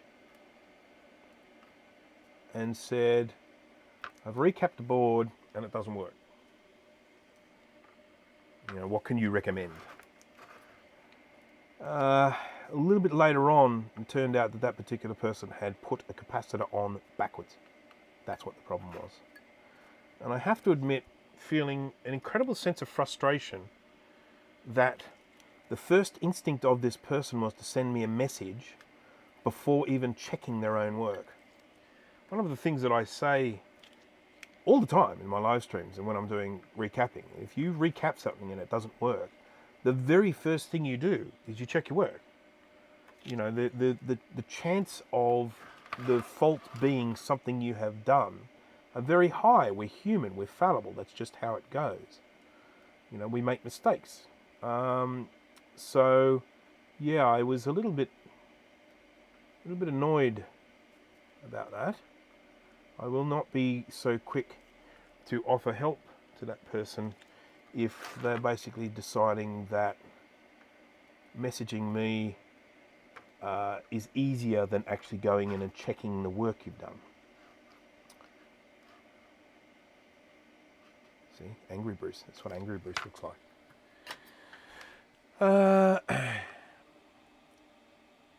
C17 is crooked and it's completely unacceptable. Did I fix it or is it still crooked? C17, that's C17. He's all right now, isn't he? He's not crooked. I think he's okay. All right, so I'm going to have to clean some of this flux off, unfortunately. It's a bit of a waste of flux, but I need to clean it in order to do the cleaning of the cleaning. So I'll show you what I'm doing here, why I'm doing this. We've got some exposed trace here, but I also noticed that some of that trace is a little bit dark, which is showing an indication of early stages of trace rot. And if I don't attend to it, it is likely to get worse. You can see it here.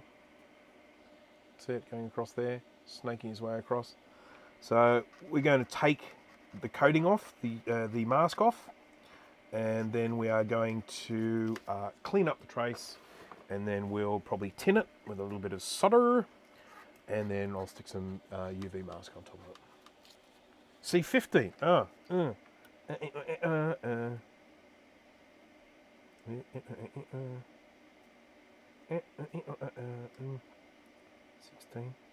C15. Yeah, no, he does look nasty, doesn't he? He's not even flat on the board.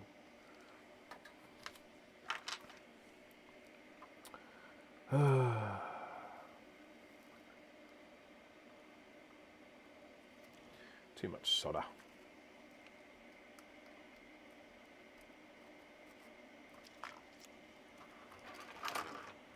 Got standards. We've got standards here at Branches.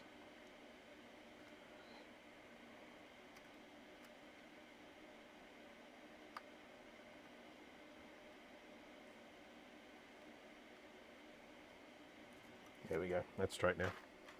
Does that meet the J requirements? definitely straighter now. How are we looking at the moment? 37 people watching. We've definitely dropped off a little bit, which means that I am being boring. And I apologise. It's not my intention to be boring, but it does happen sometimes. I'll tell you, the video that got me the most views was that recreation of the Macintosh Classic. Boy did I have a lot of people watching that. That was quite extraordinary. Just goes to show the interest in those sorts of projects. It is my understanding there were even a few people from Apple Computer watching that one. Even quite well-known ones. It's nice. Okay. Now we're going to clean that up. And then we're going to mask it. Hello, Michael's Workshop. What time do you call this, man? Far out. So I've really struggled trying to kill time till you get here.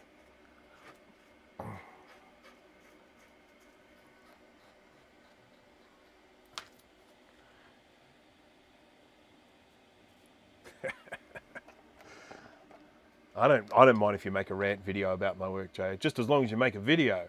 Come on, man. I haven't seen any content for a while. He's sitting on that, on that cusp of 1,000 subs.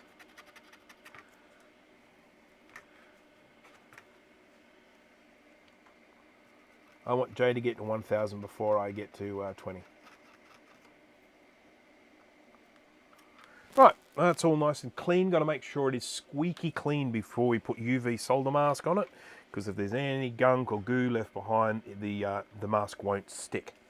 So this is UV solder mask. I'm going to use a very, very fine paintbrush to paint it on. Yep. Oh, I got it all over my finger. Green stuff on my finger. Yuck. Been cleaning that office. Yeah, fair enough. And I know that there is a means to an end with that. Clean office means we'll be able to do more videos. So this stuff is UV curable mask.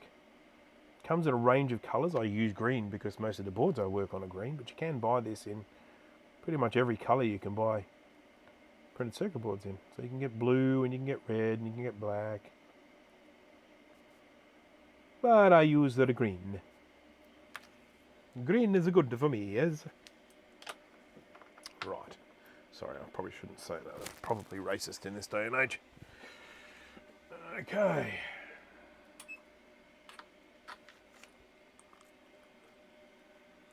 Okay, I've got this all tangled up. Let's untangle and let's get to some curing. So I've got a UV laser, pew pew, and I am just hitting this stuff with the UV light, and it is going to make this stuff that was previously liquid into a solid.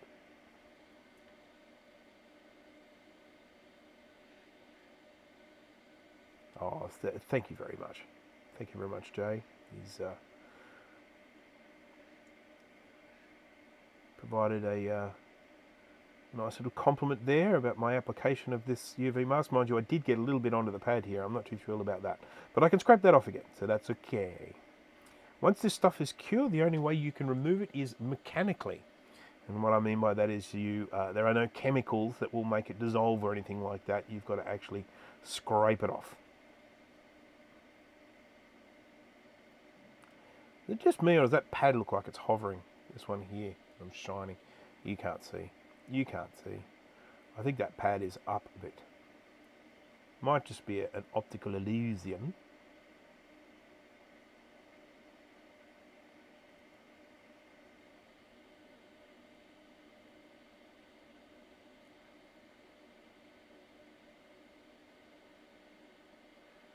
He wasn't notified. No one was notified today, Michael. I don't know why. I don't know why. I didn't do a lot of warning. I mean, I probably should have set all this up yesterday for today's live stream and got it all prepped and ready for today. I think you get a better chance of getting the notifications out if you give YouTube some warning. And I didn't give YouTube a whole lot of warning. It's basically just because it's my, Sunday morning. It's often quite difficult for me. I've got lots of other things to do, and I just get out here as quickly as I can. It was my aim today to actually start half an hour earlier than I did, but by the time I actually got the thumbnail done and everything, I was like, no, there's no way I'm going to get there in time. So I had to push it back another half an hour. Okie dokie, last two caps on here. There we go, these have still got all this gunge all over them. And I've got a plus there and a plus there. So this one on the left, we want to make sure he lines up with the other one as much as possible for neatness. Get rid of that. It's different for the SE than it is for the Classic. Is that true? No, they are not different. They are the same. So Michael's Workshop. The other day, I should put this up here, shouldn't I? I can do that. And to broadcast. The other day, I thought you said on a stream that the ATX extension cable was different for the SE than it is for the Classic. Is that true? No, it is not true. The cable is the same. The pinouts are different. So if you're using the extension cable will work for either one. You can use the extension cable on the same extension cable on an SE, SE30, Classic or Classic 2. You can use the same extension cable, but you can't use the same power supply to power the logic board. So you can't use an SE or SE30 power supply to power a Classic or Classic 2 logic board and vice versa. So you can use a power supply from a Classic on a Classic 2, and you can use a power supply from an SE on an SE30, but you can't swap those. But the pins are the same. So there's the answer.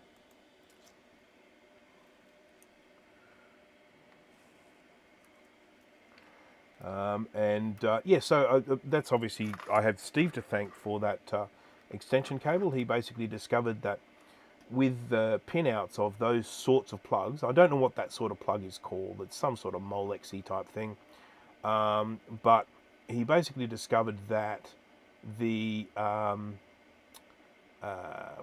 the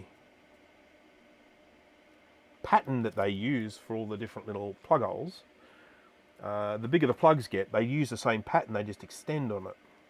So when you're using a smaller cable, when you have a larger cable, that smaller cable is just like part of the bigger cable.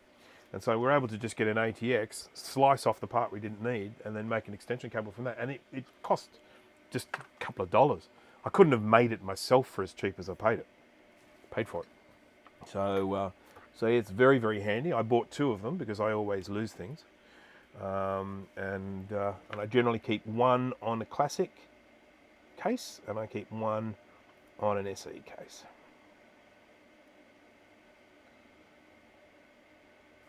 I have to confess, when I recapped the piffle, the SE board the other day, it was very satisfying.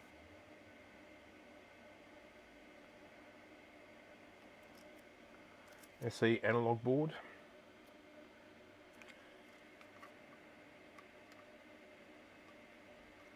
Have to send it back. So this was a Contra recap that I did. So essentially what I did is I recapped a power supply and an analog board of a Macintosh SE. I'm pretty sure it was an SE, not an SE30.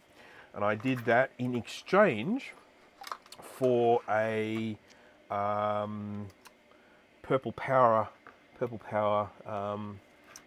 Sonnet G4 upgrade card for the old 604 computers. So things like the 7300, 7600, 7500, they all had the CPU going into a little processor direct slot, a daughter card going in there with the CPU in it. And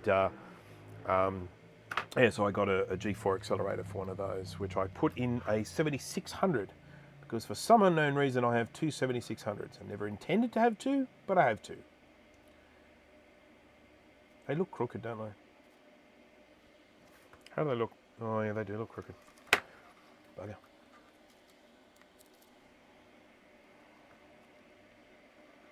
Do-do-do. Do-do-do-do.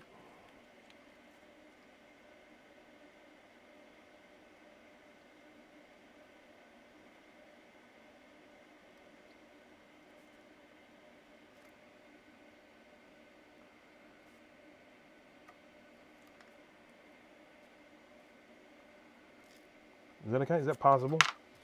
I feel like one is a little bit further down than the other, but at least it's straight. Oh, it's all right. Goodness me. When you look at it with a nude eye, it looks fine. That one doesn't, though. This one looks crooked. I think I find it easier to get the bigger ones straight than these little ones.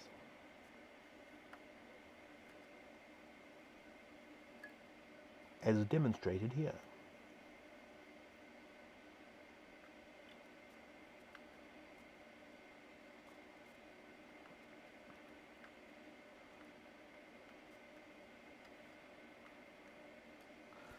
So, which Mac am I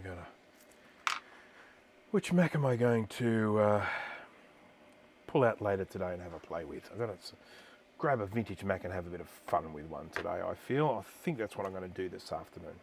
All right, well, that's it. It's recapped. I'm just going to check my work. Check my work. Check my work. Check my work. Check my work. Mainly checking to see I've got the right caps in the right place and I've got the polarities correct. That's what I need to do. I need to check these things. Got to check them. Make sure they all meet the Brankus standard.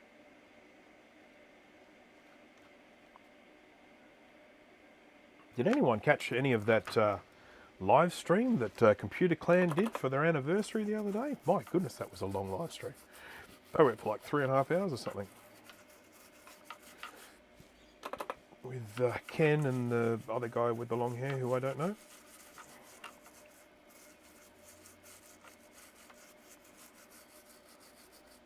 Jay's standard. Scarlet Swordfish, have I said hello to you today? I'm not sure.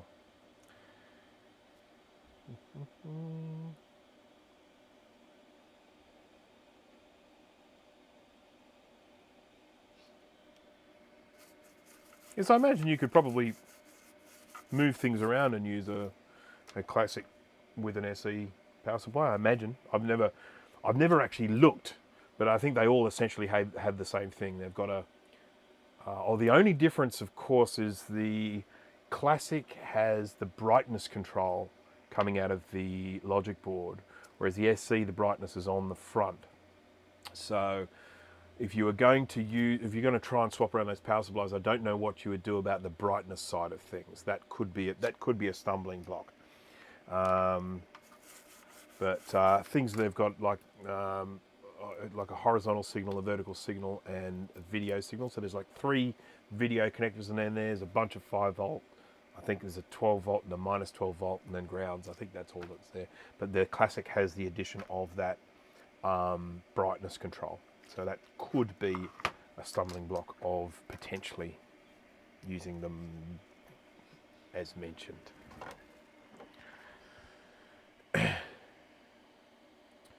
Yes, I watched a little bit of the Computer Clan live stream after the Mac Yak. Obviously, they were on at the same time. But and I popped in and I said a quick little hello to Ken. He's someone that I have worked with in the past, and he is a lovely guy. Okie dokie. And of course, collaborated with Mac84, Steve Mac84 recently in a big way. I think there's more material coming out, isn't there?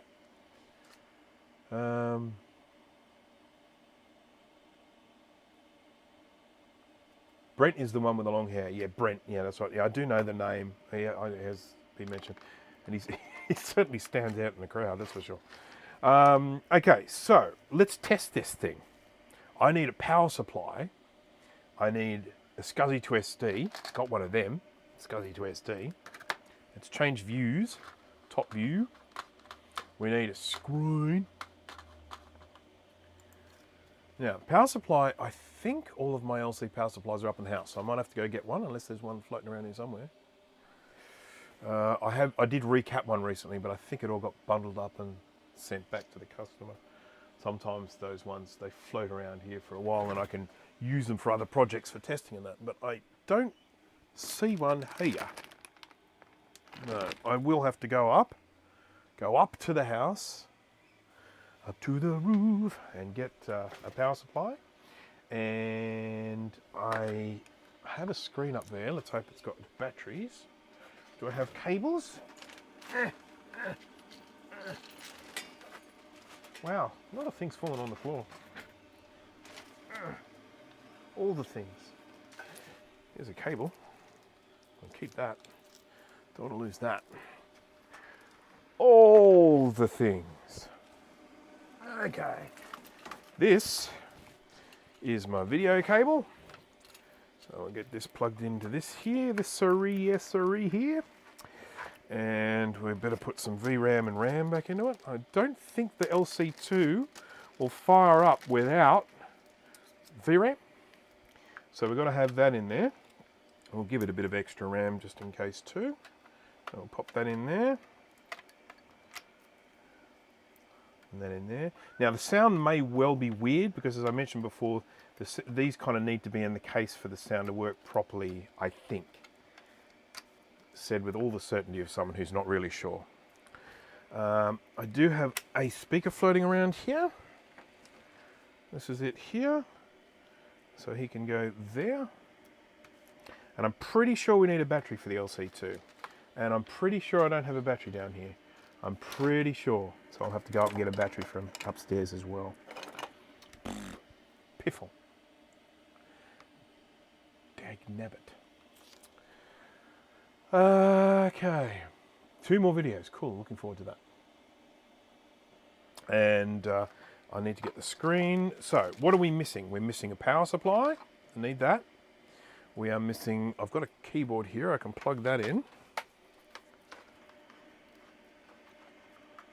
That's the keyboard there. So we've got headphone, microphone, keyboard, SCSI, serial, video. And then let's move this out of the way. Got to make a bit of space. So we need screen, we need power supply, we need a battery. All right, I'm going to go up and grab all these things. So I'm going to hit the back soon thing. Just be aware that back soon sometimes comes up a little louder than me. I'm a bit quiet here. Is that any better? Anyhow. Okay, so everyone get ready for the back soon, for the loud noisiness. And back soon.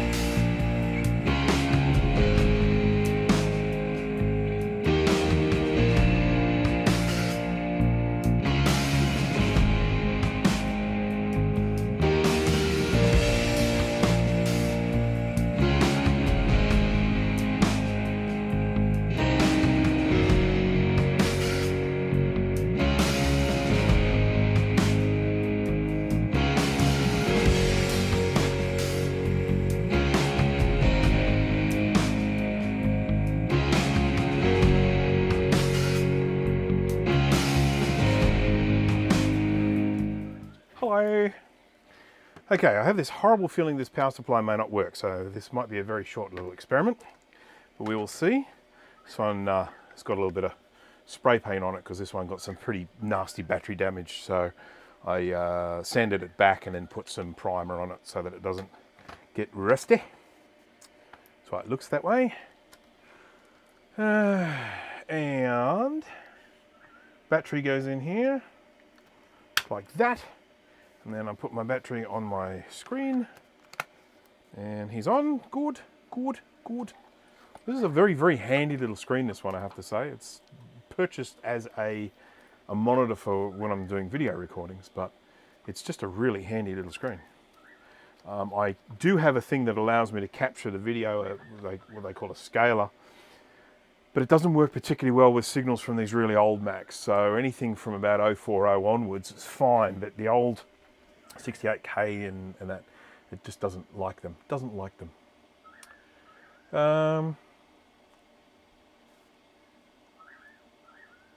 Okay, all right, okay, there we go.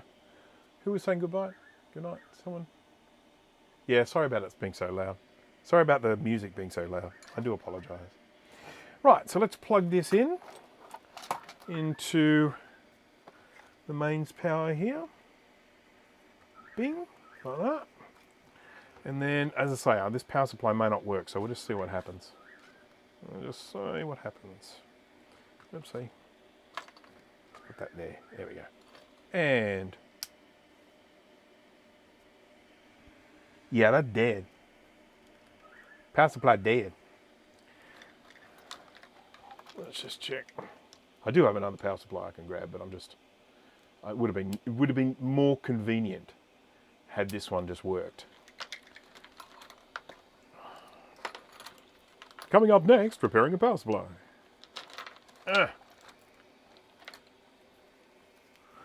Pew, pew. Pew, pew.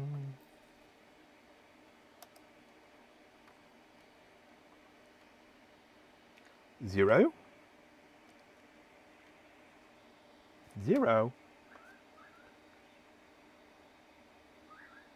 This one is so dead. I'm sure this worked at one stage. Oh well, that's a project for another day. I should maybe try a different plug, because who knows.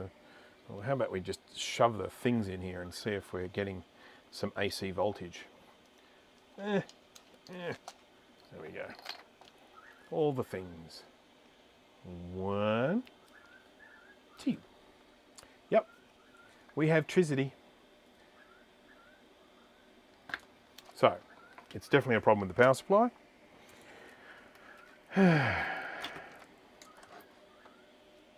Well, sorry, that was a waste of time. Okay, everyone, turn your volumes down. Actually, I'll turn my volume down here when the thingy starts up. So just a sec, I'll be right back.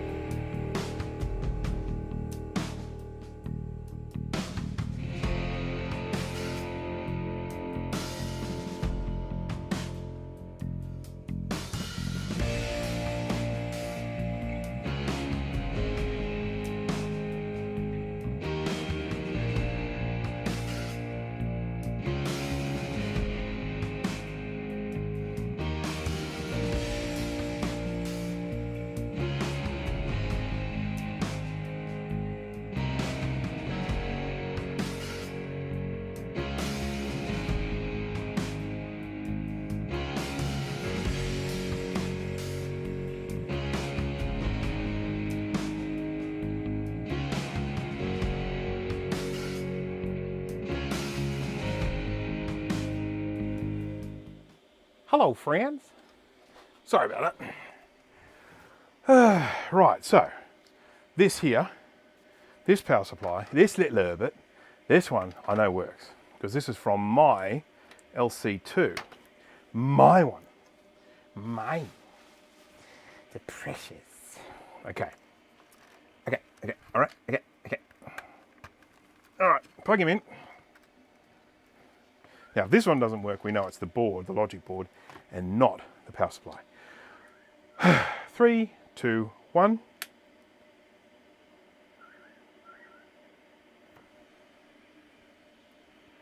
Nothing.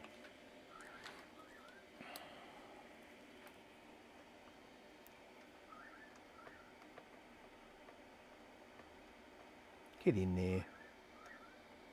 Okay, well, we're getting 5 volts, 12 volts. Okay, well, at least we know the power supply is working. So the problem is elsewhere. We didn't get a chime. Didn't get any noise. Having said that, that's not always a clear indicator. Going to...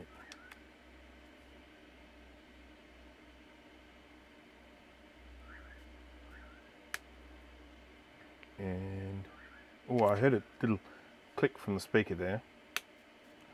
So I would be, oh, we got a flicker from the SCSI to SD there as well. I don't know if you were able to see that, but when I switched it on, it's an indication that we're getting power through to the thing. So that means we've definitely got some level of progress. It probably just needs an ultrasonic clean. Check your work. Yeah, see the light came on there? And I would be willing to wager that if I check the voltage at the hard drive plug just here, that we'll be getting a nice, strong, healthy 12 and 5 volts here. So let's just check and see if my theory is correct. How about I test them around the right way? Nope. There we go, 5 volts. 12 volts. So, yes, so we've got power running through the thing. We've got a SCSI light coming on, which means it's kicking that off. We weren't getting a chime. Lots of possible causes, but you know, with something like this, obviously after checking my work, the next thing I'll be inclined to do is chuck this in the ultrasonic cleaner. It is most likely going to be something related to that. We could get the old infrared out and see if anything is getting warm. That probably doesn't help.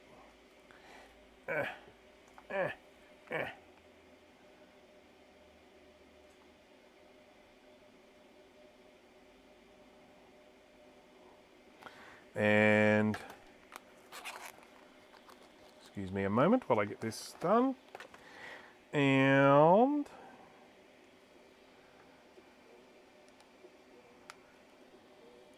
we will go here to, what is it? I can't remember. Oh, that's Fleur. Fleur, that's the name of the software for the infrared here.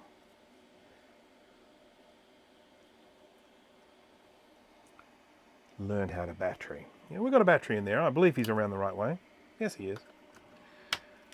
Incidentally, if the battery was not there, it's my understanding that it will still chime, but you're just not likely to get any videos. So let's have a look here. So you can actually see we've got heat. We've got heat here at the, whatever that is. And you've got heat up here. Where's this? That's the CPU is there. There's heat at the CPU. So we know that there's a lot of activity going on here, but we're just not quite there yet. But having said that, I am feeling there's a fairly good chance that an ultrasonic clean will see this thing through. That is often the case with these computers in this state. So I just dropped something. Hope it wasn't important. So my apologies that we're no chime for those people out here who live for the chime. But it's not a lost cause. I mean, this is what happens with most of the boards that I work with these days. Probably 1 in 3 are just a straight recap and away you go. Most of them require extra stuff to be done to them later on, most annoyingly.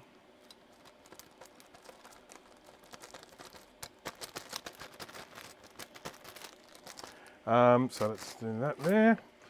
So just if anyone was curious about that little FLIR thing that I was using, it's basically an infrared camera, which is very handy, in particular handy for finding short circuits.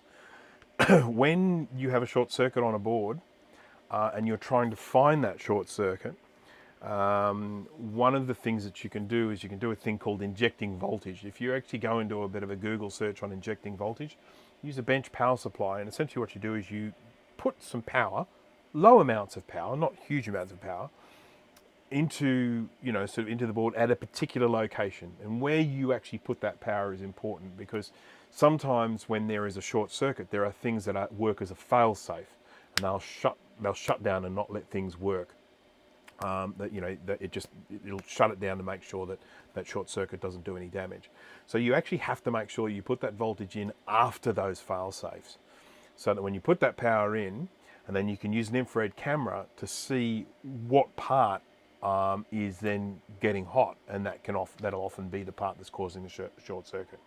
So that's that. We'll just check the normal things here. Whenever I'm doing a recap on a board like this, there are a few things that I look out for. So firstly, one of the things I always look for is to see whether any components have been knocked off the back by accident. So I put on my magnifying spectacles for that, because my eyes aren't too good with this close-up stuff without some assistance. So just looking here, and just these little components that are on the bottom there, it's not uncommon for them to be, you know, pushed around like that. I mean, I can tell you one example of someone who bought something from Mr. Polka Dots, and there was a component that was missing off the bottom. There are some components there are some spots that are empty and have no components on them, but they are meant to be empty, and you can tell by the shape of the solder on them. When something's been knocked off, you get kind of like a hard edge of solder on it. If it's just like a nice soft, nice round mound of solder, you know it was something that was never meant to have a component in the first place. So just looking around here, it all looks pretty good. I don't really see anything that looks like it's been manhandled or removed by accident.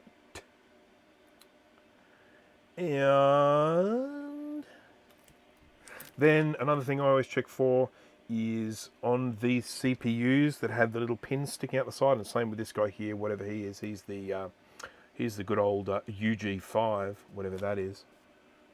I don't know what that component is. I'm sure I could look it up on the schematic, but who could care? So, you skipped because there was a nick in the board. Did you go back to that?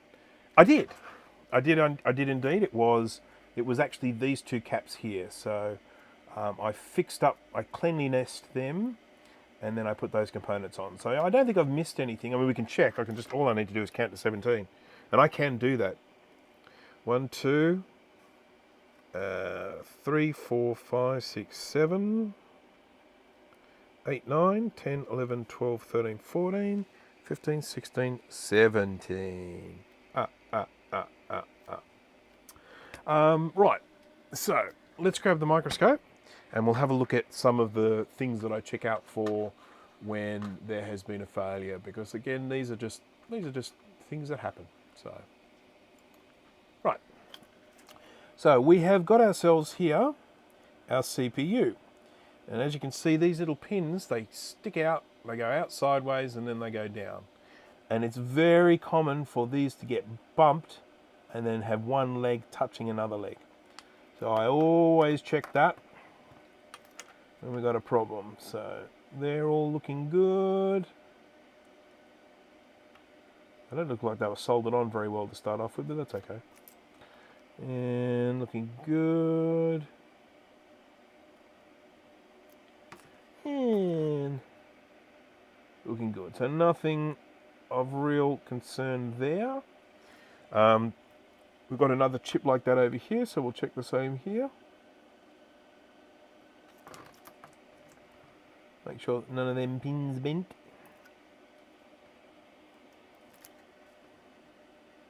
Looking good. Okay, that's all fine. Then I'll usually check a lot of these PLCC chips. These ones here with the pins that bend around and go underneath. The PLCCs These can be either soldered directly onto a board or put into a PLCC socket. And I like to just check underneath these because you can look at that big piece of gunk or whatever it is. We look for things like solder balls jammed in between these.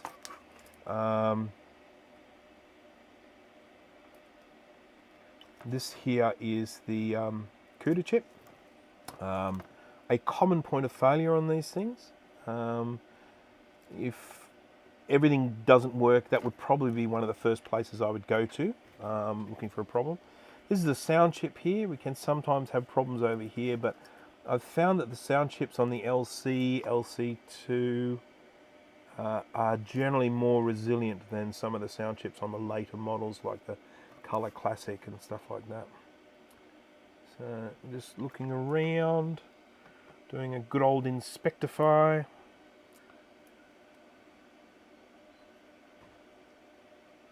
Good. And then of course checking our work here. Positive, positive, positive. And so positive. And there's so much gunk on here at the moment, it's almost definitely the cause. This needs a good old clean.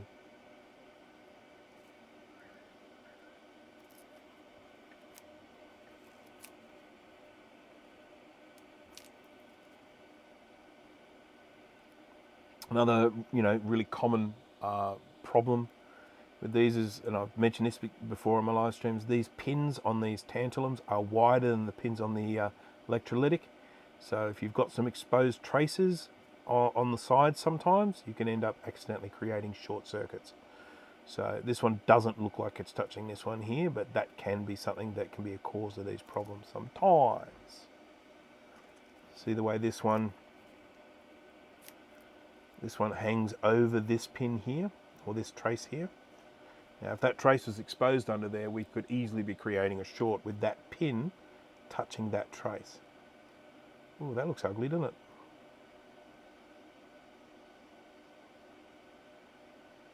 It's all right. And that could well be the cause of the problem here. We could have ended up creating inadvertently creating a short somewhere.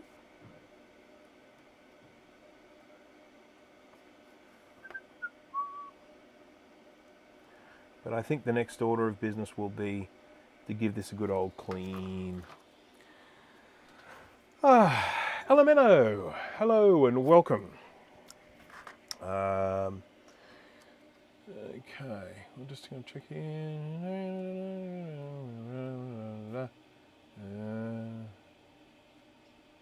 Okay, all right, so I guess at this stage with this one here, what I'd probably be inclined to do is do the ultrasonic cleaning next, and then I can go back and check it a little bit further, and it might just suddenly start working after ultrasonicing, which is very commonly what happens.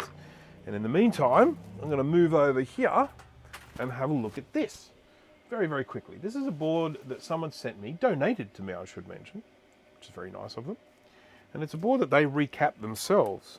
And I've got to tell you, they do some pretty fine work. So I'd be surprised if it is a problem with their recapping. But it is an LC3. And one of the ways we know it's an LC3, if we go into the top view here. First of all, we know it's an LC because it has this little nicked out bit here. So when they sit inside that LC case, got that little spot there. One of the main ways we can tell that this is an LC3 over an LC2, and obviously we could look at the CPU, but it has an FPU socket. LC1 does not have a socket. LC2 has space for a socket, but no socket there. LC3 actually has a socket. So when you see an FPU socket, you know you're looking at LC3. And there are obviously plenty of other differences as well. It takes different RAM and VRAM and all that sort of stuff, but that's just the thing. And the plug's even in the wrong place. Look at that. Normally over here, now down here. Okay, so anyhow, this one here was recapped, and he said there was still a problem with it. I'm going to fire it up and see if we can see what the problem is, and then see if we can fix the problem. So Get that there and that there. Now, can you run the LC3 without VRAM? We'll soon find out, won't we?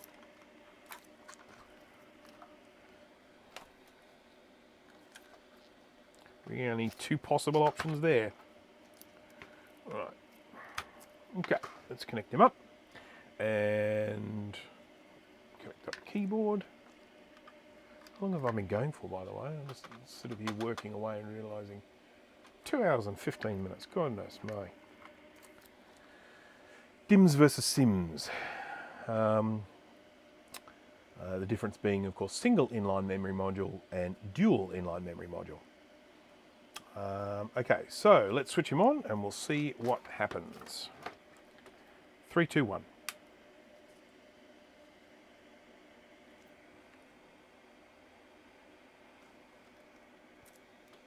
Nothing.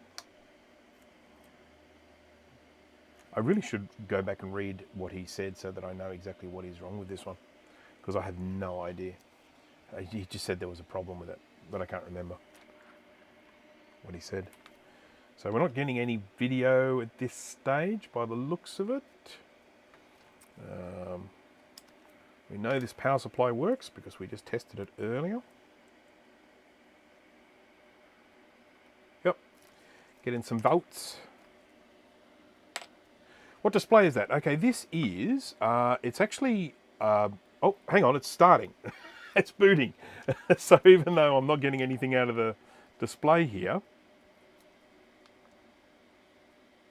it is actually booting. I can see the SCSI light flashing away. So we're not getting any video for whatever reason. I'll investigate that further in a moment. But this display was actually purchased as a monitor for my video camera. It comes with a little hole here and a little swivel mount, and I mount it onto the shoe of my video camera, and then I have this pointing at me, so when I'm doing video recording I can actually see myself when I'm video recording. So that's actually what it was purchased for.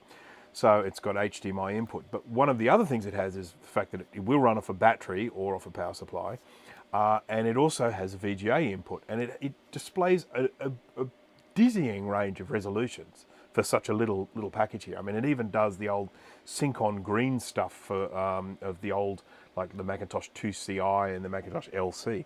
So it's quite extraordinary, but that's basically it. And it'll display in 4:3 or 16:9, and it's a really handy little thing. But for when I'm doing this testing, it's just a nice, easy thing to fit on this table because I have no space.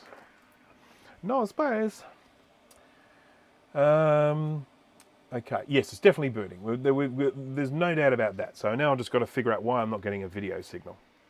I blame COVID. Okay, let's have a look.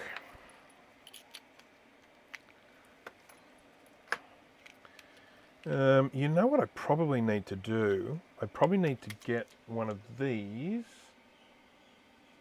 That's not, see this one's, I don't have the settings for this, so I can't just go around playing around with these switches. I've got another one of these, this one is permanently set for displaying off an LC or a 2CI, which is using the sync-on green. So I keep this one permanently set up for that, but I do have another adapter, and it is on this planet. I think I could even isolate it to being in this country and possibly even on this property, but I don't know exactly where it is. But I do have another one that I can put my hands on, and I will go up and grab that because, yeah, well, this thing is clearly switching on. So I'm going to just power him off for the moment, and I will be right back with my little adapter. So sit tight and talk amongst yourselves. Back soon.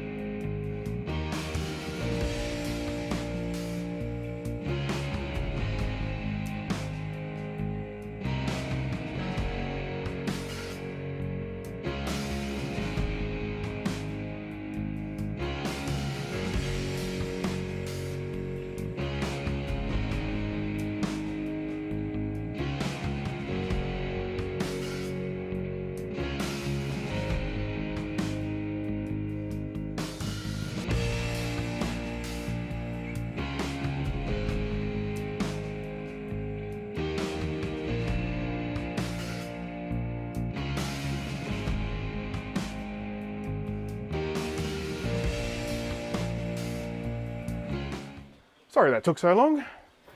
I appreciate everyone's patience. This one. Now this one here, it displays in a few more different resolution options. Well, more importantly, it has the control. It has the little index thingy on the back. So I'm going to put this on. We'll try using a VGA first. So that one, oh, it's already on that. And we'll see what it does.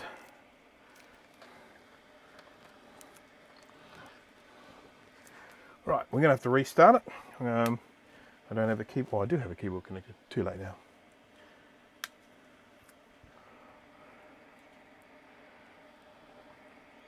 And of course, the display could be part of the problem of what's wrong with this thing.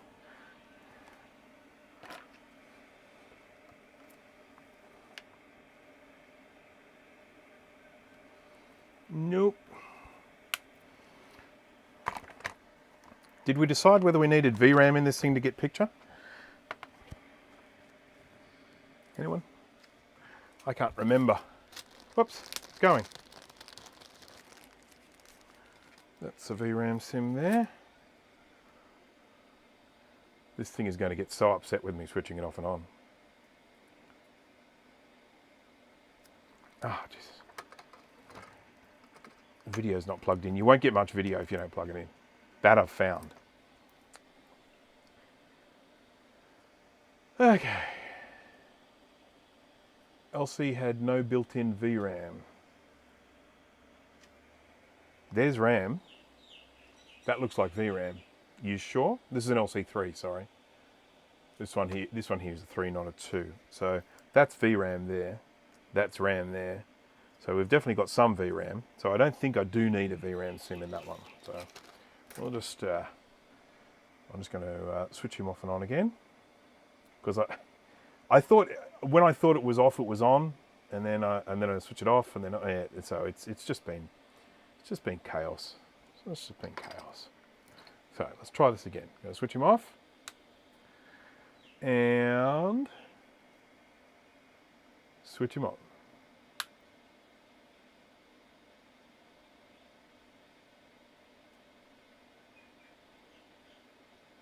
I'm going to, if this, I don't get any video here, I'm going to, nope, no video.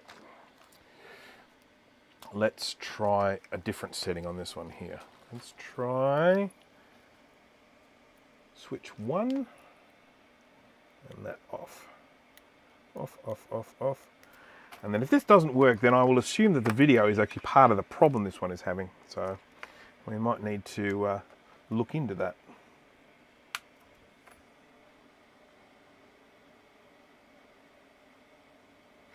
Oh, I should just check and make sure I've got the right source, because I tell you what, if it's all of this is happening because I've had the wrong source.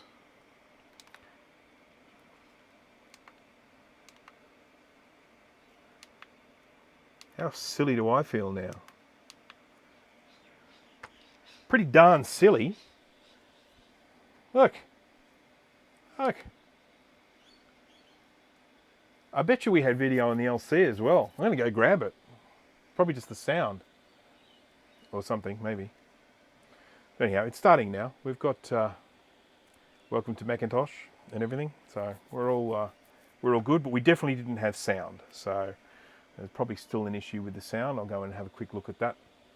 And I'll probably wrap things up. But I'm going to grab this LC board now, knowing that I have suffered from that whole PEBCAC situation. There we go. Let's plug this in. Let's do something. Oh, that's already good. Yep, cool. So we're all got to have a PEBCAC moment every now and again, don't we?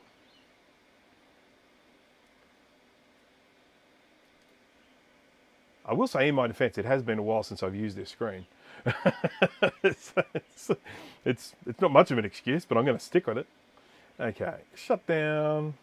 Right, switch him off. Okay, so with this one here, we know we've got video. We don't have sound, so that's what we're going to have to investigate with this one. This is the LC3. But what we're going to do now is we're also going to go back to that LC1 and see if we get any video signal now knowing that the screen was set up on HDMI input, not on VGA input. And that's because I have actually been using this screen for the purpose it was originally designed for. And I've been using it as a monitor for when I was recording videos. Right, let's try this again. This fun. Watching Bruce make mistakes. Okay.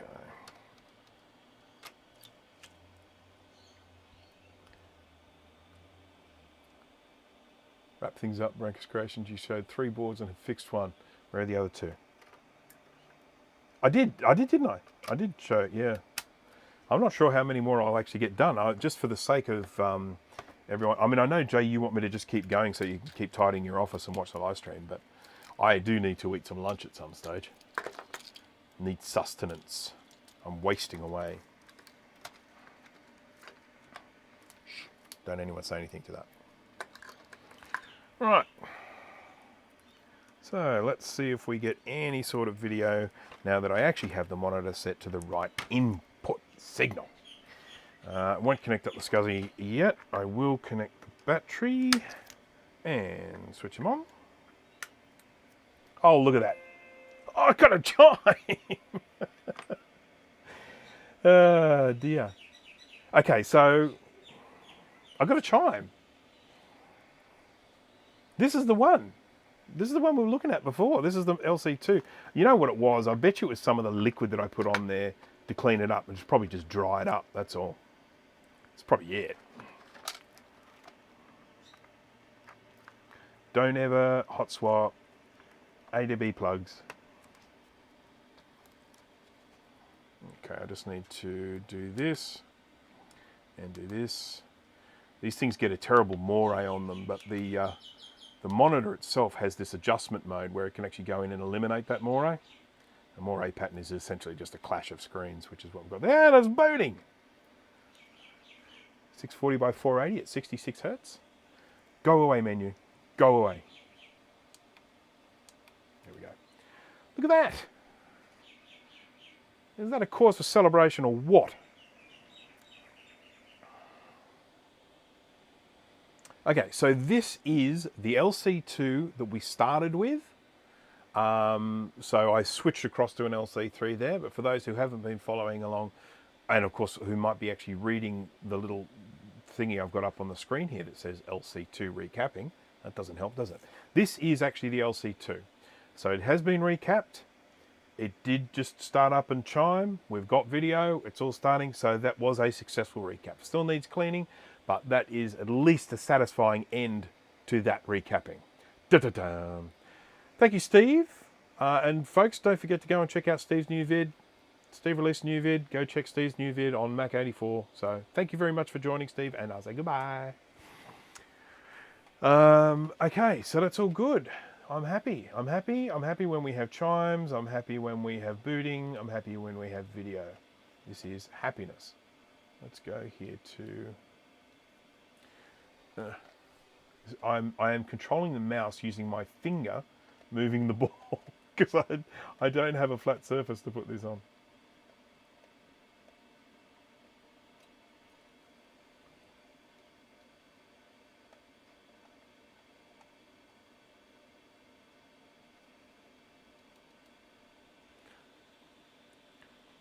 Oh, well, thank you very much, Elemento. I don't consider myself a rock star, but thank you very much for saying so. Okay, colours. 256. Yeah, there we go. Pretty. Yep. Okay, so, oh, that's really good. That's fantastic. All we have to do is clean this guy up, and we're all ready to go. This one was a pretty straightforward one.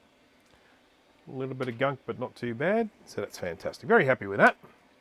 Very pleased.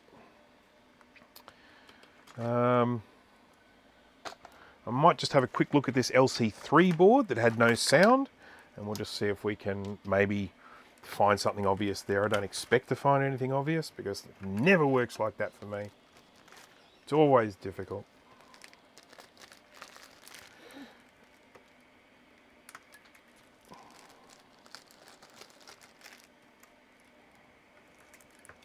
Right.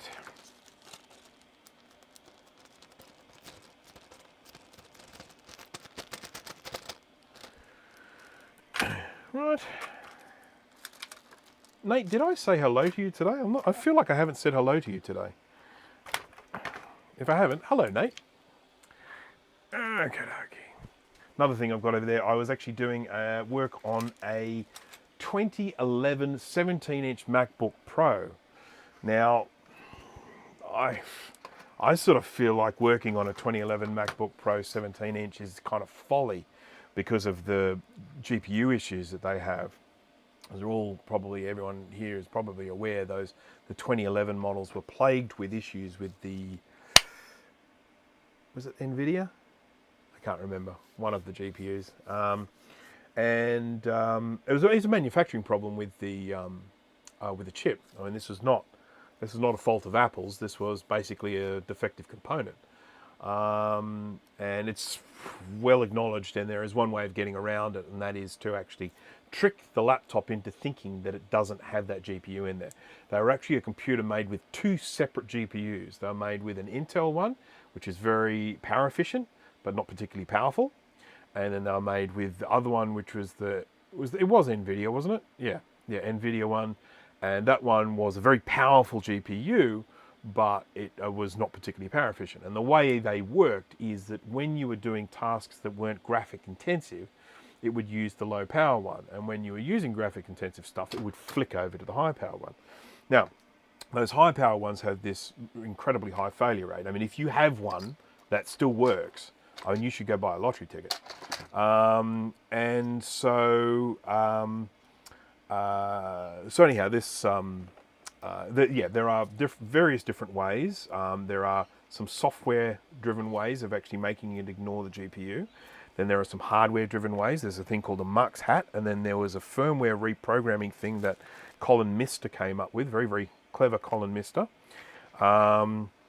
Now, I don't know if any of this has been done to this particular computer, but anyhow, this person sent the thing to me and asked me to do a repair, which I have done. I need to do some testing of it later on, but yeah, it's an interesting one. The old 2011 17-inch and 15-inch had the same problem, but not the 13-inch. So if you're out there looking for an inexpensive second-hand laptop, and there's a 2011 13-inch available, no problem there. They didn't use the NVIDIA GPU. It's only the 15-inch and the 17-inch are affected, and it's only 2011. 2010's fine. 2012's fine. 2011, not fine. So it's not, okay, so Elemento, it's not actually solder joints that break. It's the failure is inside the chip. So obviously you have the package, and it's a BGA, so ball grid array package. Why don't I grab it? We can at least look at it while I'm talking about it. Excuse me. That was me making old man noises. Oh, by the way, I'm not sure how much battery I've got left on my wireless mic here. Let's just check. If I go silent all of a sudden, oh, still got half. Oh, good. Okay, so here is the motherboard. We'll look at this from top view. So that's the motherboard there. And what we have here is the NVIDIA chip right there. Now this is a ball grid array package, which basically means that there's a whole bunch of little solder balls, and that's what connects this to the main motherboard. And if I've got one here, it may not be. This is what it looks like when you take a BGA chip away. You just got all these little dots. I know you can't see them terribly well, but that's what it looks like. So anyhow, the problem is, as it has been explained to me by people that know more about this than I do, as it has been explained to me, the problem occurs, inside around here. It's the little leads that run from the actual silicon chip itself to the that runs from the silicon chip itself to the package. There are these little tiny little wires that run across there and then onto this package, and then of course they go down to the balls of the ball grid array. And apparently the problem was in that part of the manufacture. And what that does is that when you apply heat to the CPUs, it can often temporarily re-establish those connections, but it is only temporary. And so there have been a lot of incorrect information saying that what you need to do with these, you need to reflow them. So people, they hit them with a bit of hot air, and I've done it myself, and it works for a period of time. I had one that I hit with hot air, and it kept working for another 12 months, but then it still failed again. So the heat can with these definitely give you a temporary reprieve, but it's not a fix. It's not a proper repair. It's not actually reflowing these solder balls and that. So it is one of the unfortunate things, because let's face it, at the end of the day, if there weren't, it's AMD. It's not NVIDIA. So yeah, it's an AMD chip. So if you were to be in a situation where these things didn't have GPU failure issues, these are an awesome machine. A great big 17-inch display. They've got I think they're an i7 or I think they're an i7. I mean, these are they're a great machine. They really are. I've actually got a 2010, or is it 2009? I've got a 17-inch, which is like an Intel Core 2 Duo. I love the big screens. They're just awesome. So,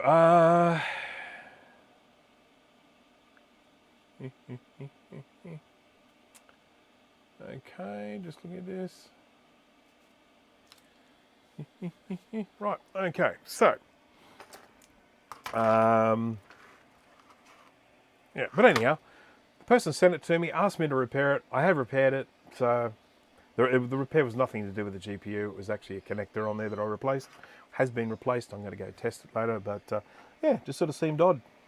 Right, so this now we're looking at here is an LC3. I should just change this to LC3. And as you can't see because it's blurry, but I'm just gonna do this very quickly. Sorry, they give me grief if I don't have the right thing showing. LC3 inspection. Oops, there we go. Right, so let's get this in focus. So what we have here is an LC3. What we have right there under the microscope, that PLCC chip is a sound chip, right there, bing bang. And this thing has been recapped, and as you can see from the soldering job here, this person's pretty good. Nice tidy joints. It's not me. They've even got a sticker. Look at that. Recap 2021. That's, I don't even put stickers on mine.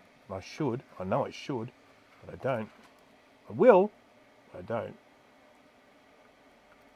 Wow. Little dot on there. So anyhow, I'm just going to have a quick little look around here. I'm not going to go into major investigative mode here at this stage. I just want to have a little look around, see if I see anything that looks immediately apparently wrong.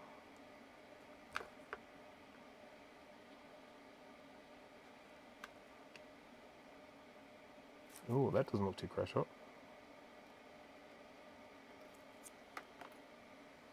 I think it's okay, but we'll check it anyway.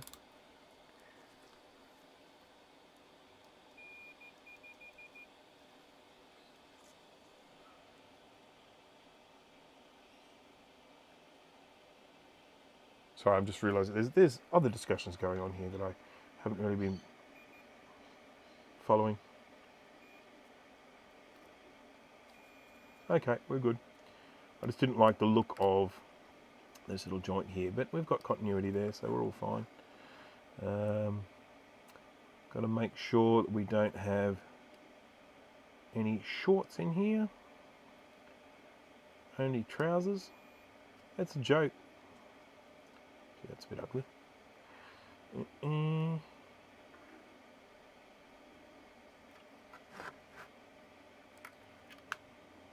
Where are we?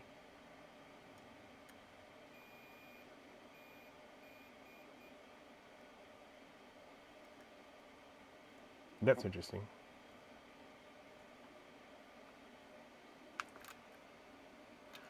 I don't like the fact that this is... See, here's the thing, right? This is this large bit of green here is obviously a great big area of ground, I would say. And I'm getting continuity to it there. And you sort of feel, why is this area all separate from there if I'm getting continuity?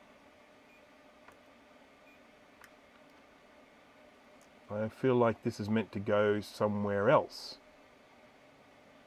I don't have another LC3 board to check, but I just don't like that. It might be right, but if this was meant to be connected to this, why is there this space between these two? Why is there a space between this copper and this little trace here? If they were all meant to be joined together, wouldn't they all be joined together? I'm just thinking. I might be wrong, but I'm just going on a hunch.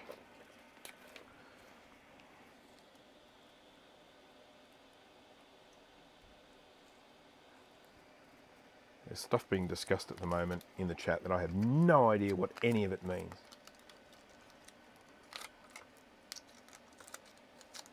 So I'm just staying out of it. Right, let's see what happens if we take this cap off and we have a little bit of a look.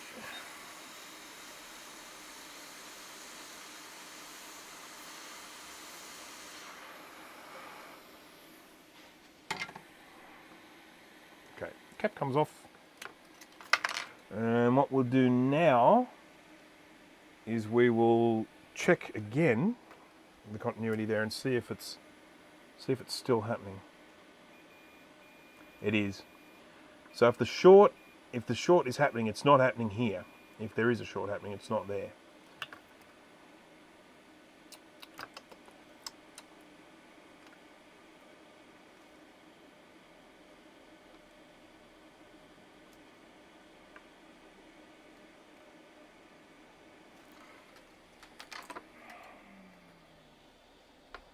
Firewalls.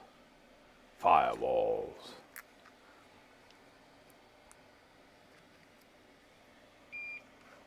Okay. Let's get rid of this here.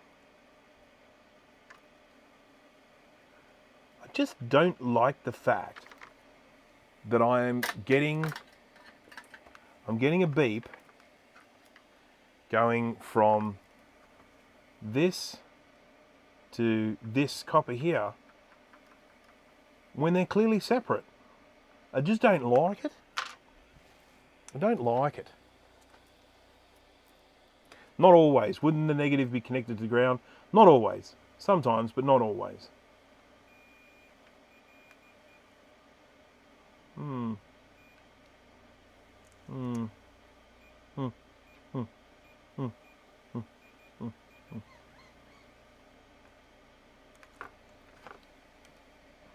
And if there's going to be a problem here, it's going to most likely be in the recapping. So we've got this guy here, so it's all one great big slab of copper here. Nope. Nope. There aren't too many caps on this one, are there? Nice and easy.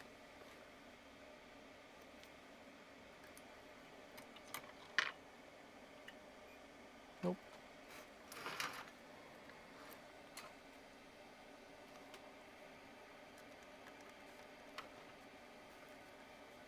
Oh, what's going on there? A bit of a scrape there. Bit of a gouge. Wonder if someone got the old caps off with pliers. Not my preferred method. I think the LC3 is one of the ones that can be overclocked, isn't it? It's just by moving some resistors around or something like that. If my memory serves correctly. Is it this one? Or is it a later one? I can't remember.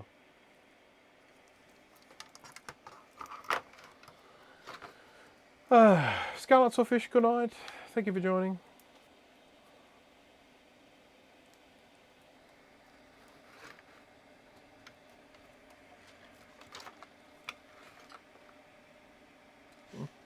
Oh, of course there is.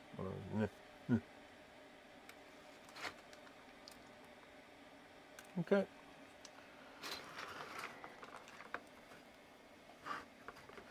Okay, now, you know what I really should do when testing sound? I should plug in headphones. It's always the first thing you should do.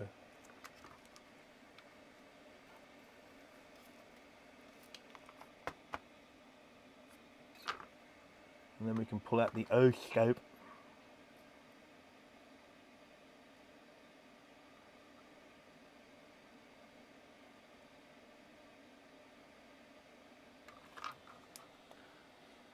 It does sometimes stick. I've not seen the switch be a problem with these particular sockets, but it's always possible.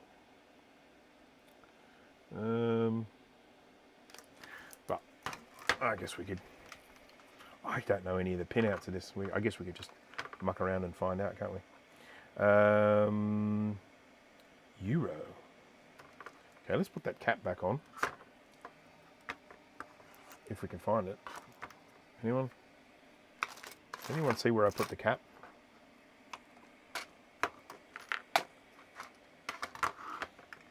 I've seen my future. It involves putting a new cap on and not the one I took off. Okay. All right, recapping guide. Having a nice close-up look at my solder wick. Yeah. LC. Do I not have an LC3 in here? I go straight from LC2 to LC475.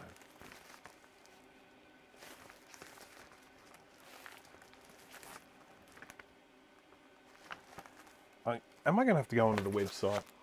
Am I going to have to go onto that wacky website? Yep, capacitor ferry strikes again. It's when you least expect it, when you're prepared. No. Okay, recap a Mac. And please tell me I put an LC3 on here. Yay! Also known as a Performer 450. Oh, this is one of my new ones, my new pretty guides. This one is a 10 microfarad 16 volt. Not surprising. Oh, seems that's what most of them are.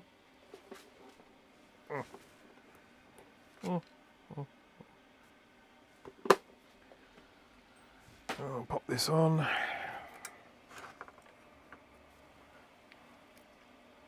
don't know if I have a schematic for the LC3. I'll have to have a look. Because if I can find out where the audio signal is meant to be coming from, I can possibly isolate the problem. Flux. And then I do believe we will call it a day because I would like to eat some lunch.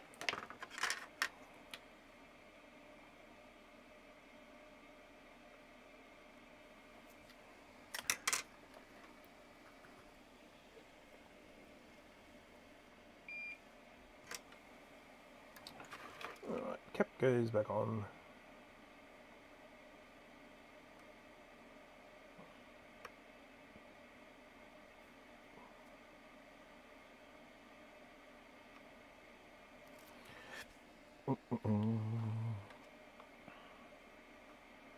Okay, cap back on.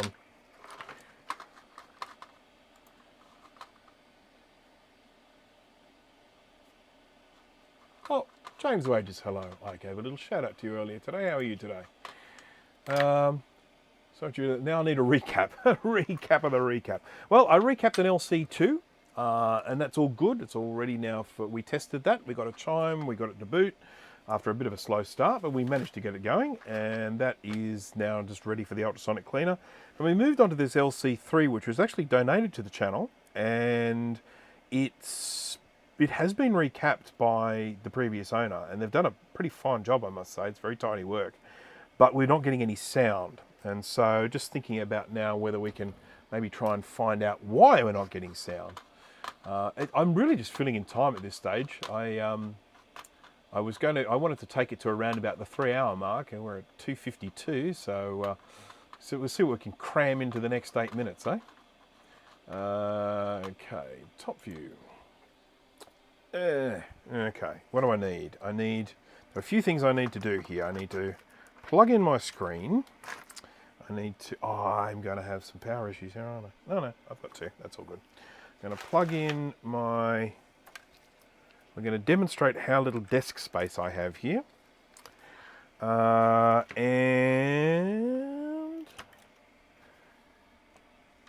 I'm going to plug in my SCSI to SD. Sticky things. Go away, sticky things. Plug in the SCSI to SD. We're going to plug in the keyboard. And we'll plug in the speaker because why not? Bam, bam, bam, bam. Okay, and then I think at this stage, if all goes well, and the stars are aligned,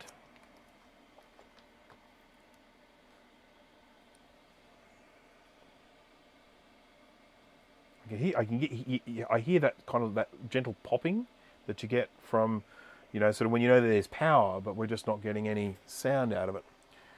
I'm going to get no hot plugging this time. No.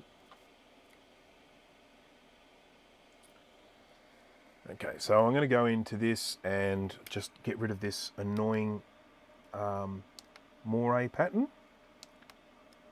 I'll go across here to auto config. Okay. There we go. No more moire. There we go. Okay, so I know it's a little bit hard to see because it's so bright, but that's booting into, I think, system 7.1. There we go. And then I need to fire up something that's going to make some noise. So maybe Super Studio Session or something like that, if I have it on here. Okay.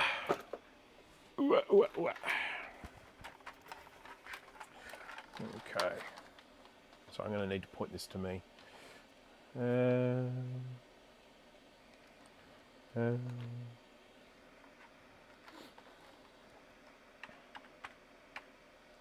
Oops.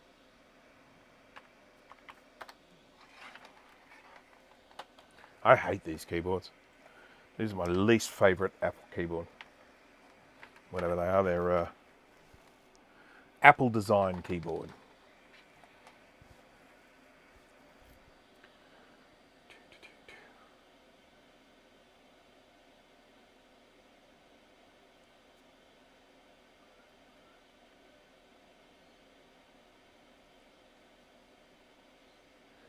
No matching items are found. Come on. Come on. I need to find something that's going to make constant noise. Some games or something like that. Nope, nothing on that. Disc 2, nothing on that. Oh, wow. There's not much on this. 1.5 megs in disk and we're not seeing anything. I think I might need to run Norton's on this disk. What do you reckon? Yeah.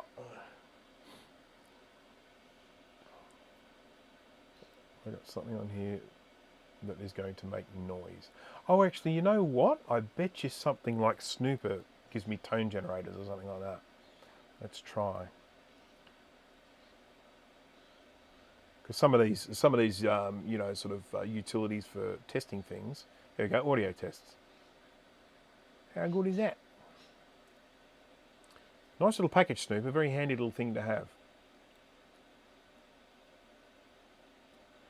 Right, so what we want to do here, we want to, on a microphone test, I want to go audio output. See, look at that. We've got frequencies and everything. So we're going to go with, I don't know, 100 hertz. That's pretty low, isn't it? 100 hertz, 100 hertz.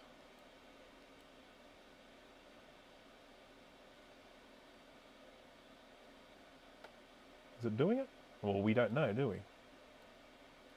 Can I just get it to go constantly?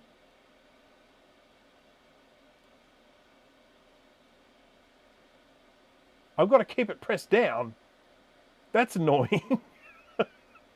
Can you just loop it, please?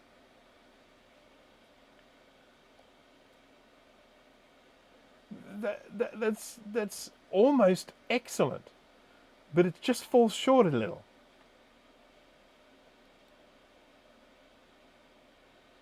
Only plays for a few seconds.